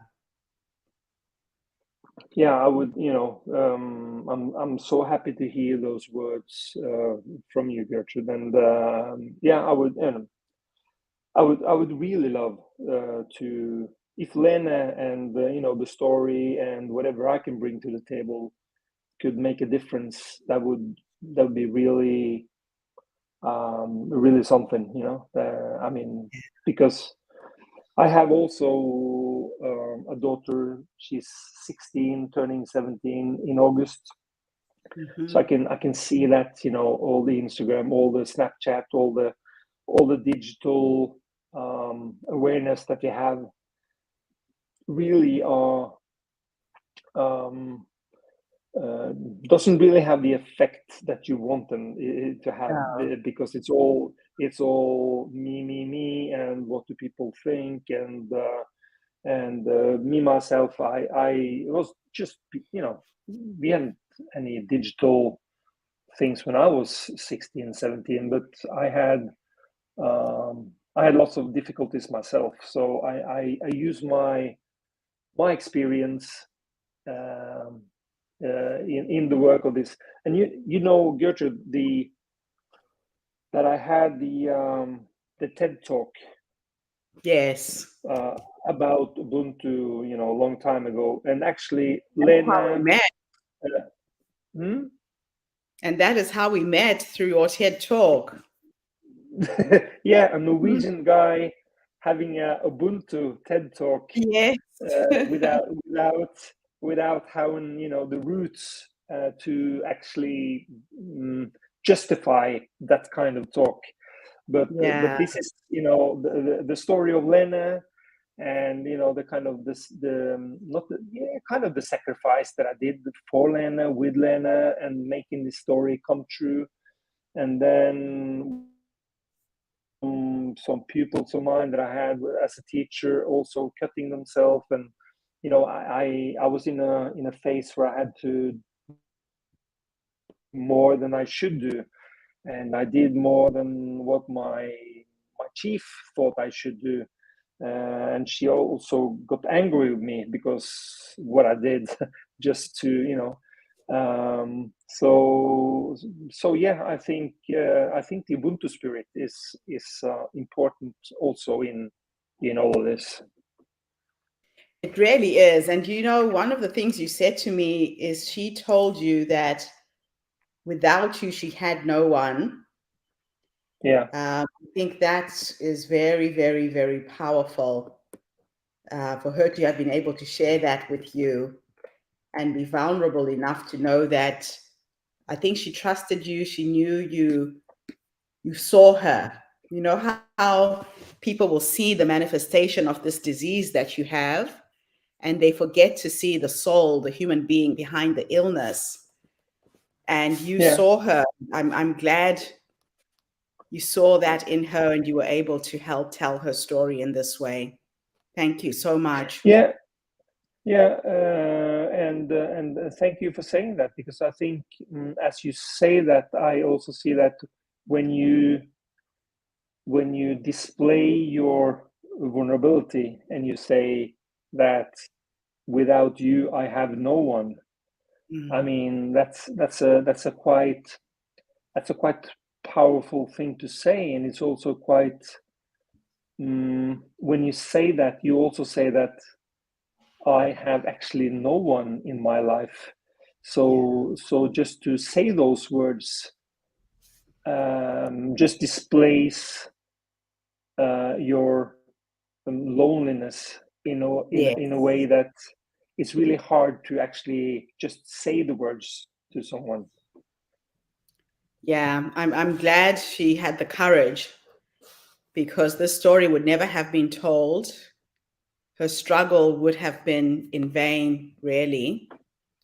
I think there's some good that can still come out of her life experience, especially in this making young girls aware about being proud of their bodies, not looking at all of these images that portray a fake way of being. So her life will continue through this documentary. Definitely will. Yeah. So I'm really glad that I caught you and we were able to have this conversation. Thank you so much for being. Thank you for us today. Yeah, thank you so much for showing, talking, explaining, and everything, Gertrude, as always. It's an absolute honor. I look forward to reconnecting with you. Maybe when you come back, let's plan how we can bring you to New Zealand and Australia and empower young kids. And it doesn't matter whether they're boys or girls. The boys are suffering just as much as the girls right now. So as adults, as parents, we have a lot of work to do to help teenagers reframe their body images and live positive and healthy lives. Thank you so much. Thank you, really, truly. And thank you to everybody who tuned in today. Today was a powerful day for me. These are the kind of stories that I feel change the world. We change the world one person at a time, one story at a time. And Lena, I know you are out there. Thank you for having the courage to be authentic, to be vulnerable, and to allow Espen to capture your story so that your legacy continues. You're going to help millions and millions of young women on the planet. Thank you again, Espen. Take care. Take care, Gertrude. Just so Bye, happy everybody. to meet you. Yeah, bye. It was lovely to reconnect with you. Thank you for reaching out today on LinkedIn. This wouldn't have happened otherwise. No, it's just maybe I was touched by someone who said send Gertrude the mail, and there we are, So and just because of I'm going to Israel. I'm having, Israel, Gaza, it's conflicts. I really don't like conflicts too much. I think it's a bit of Russia, Ukraine in another way, but still, I think this story needs to fly, and I'm really not going to throw myself too much into the politics of it all. And also, I'll try to just meet the people. I show there's lots of nice people in Israel as well as in New Zealand or Australia or Switzerland or whatever. So let leaders do leaders thing, and let people do people thing, and let's evolve the stories and talk with people. That's my thing. Fantastic. Well, safe travels. We'll reconnect when you come back. Yeah, absolutely. Thanks again. Thank you, everybody. I'll see you tomorrow, 7 a.m. Melbourne, Australia time, 9 a.m. in New Zealand. Have a fantastic day, morning, or evening, wherever you are in the world. And bye for now. Thank you.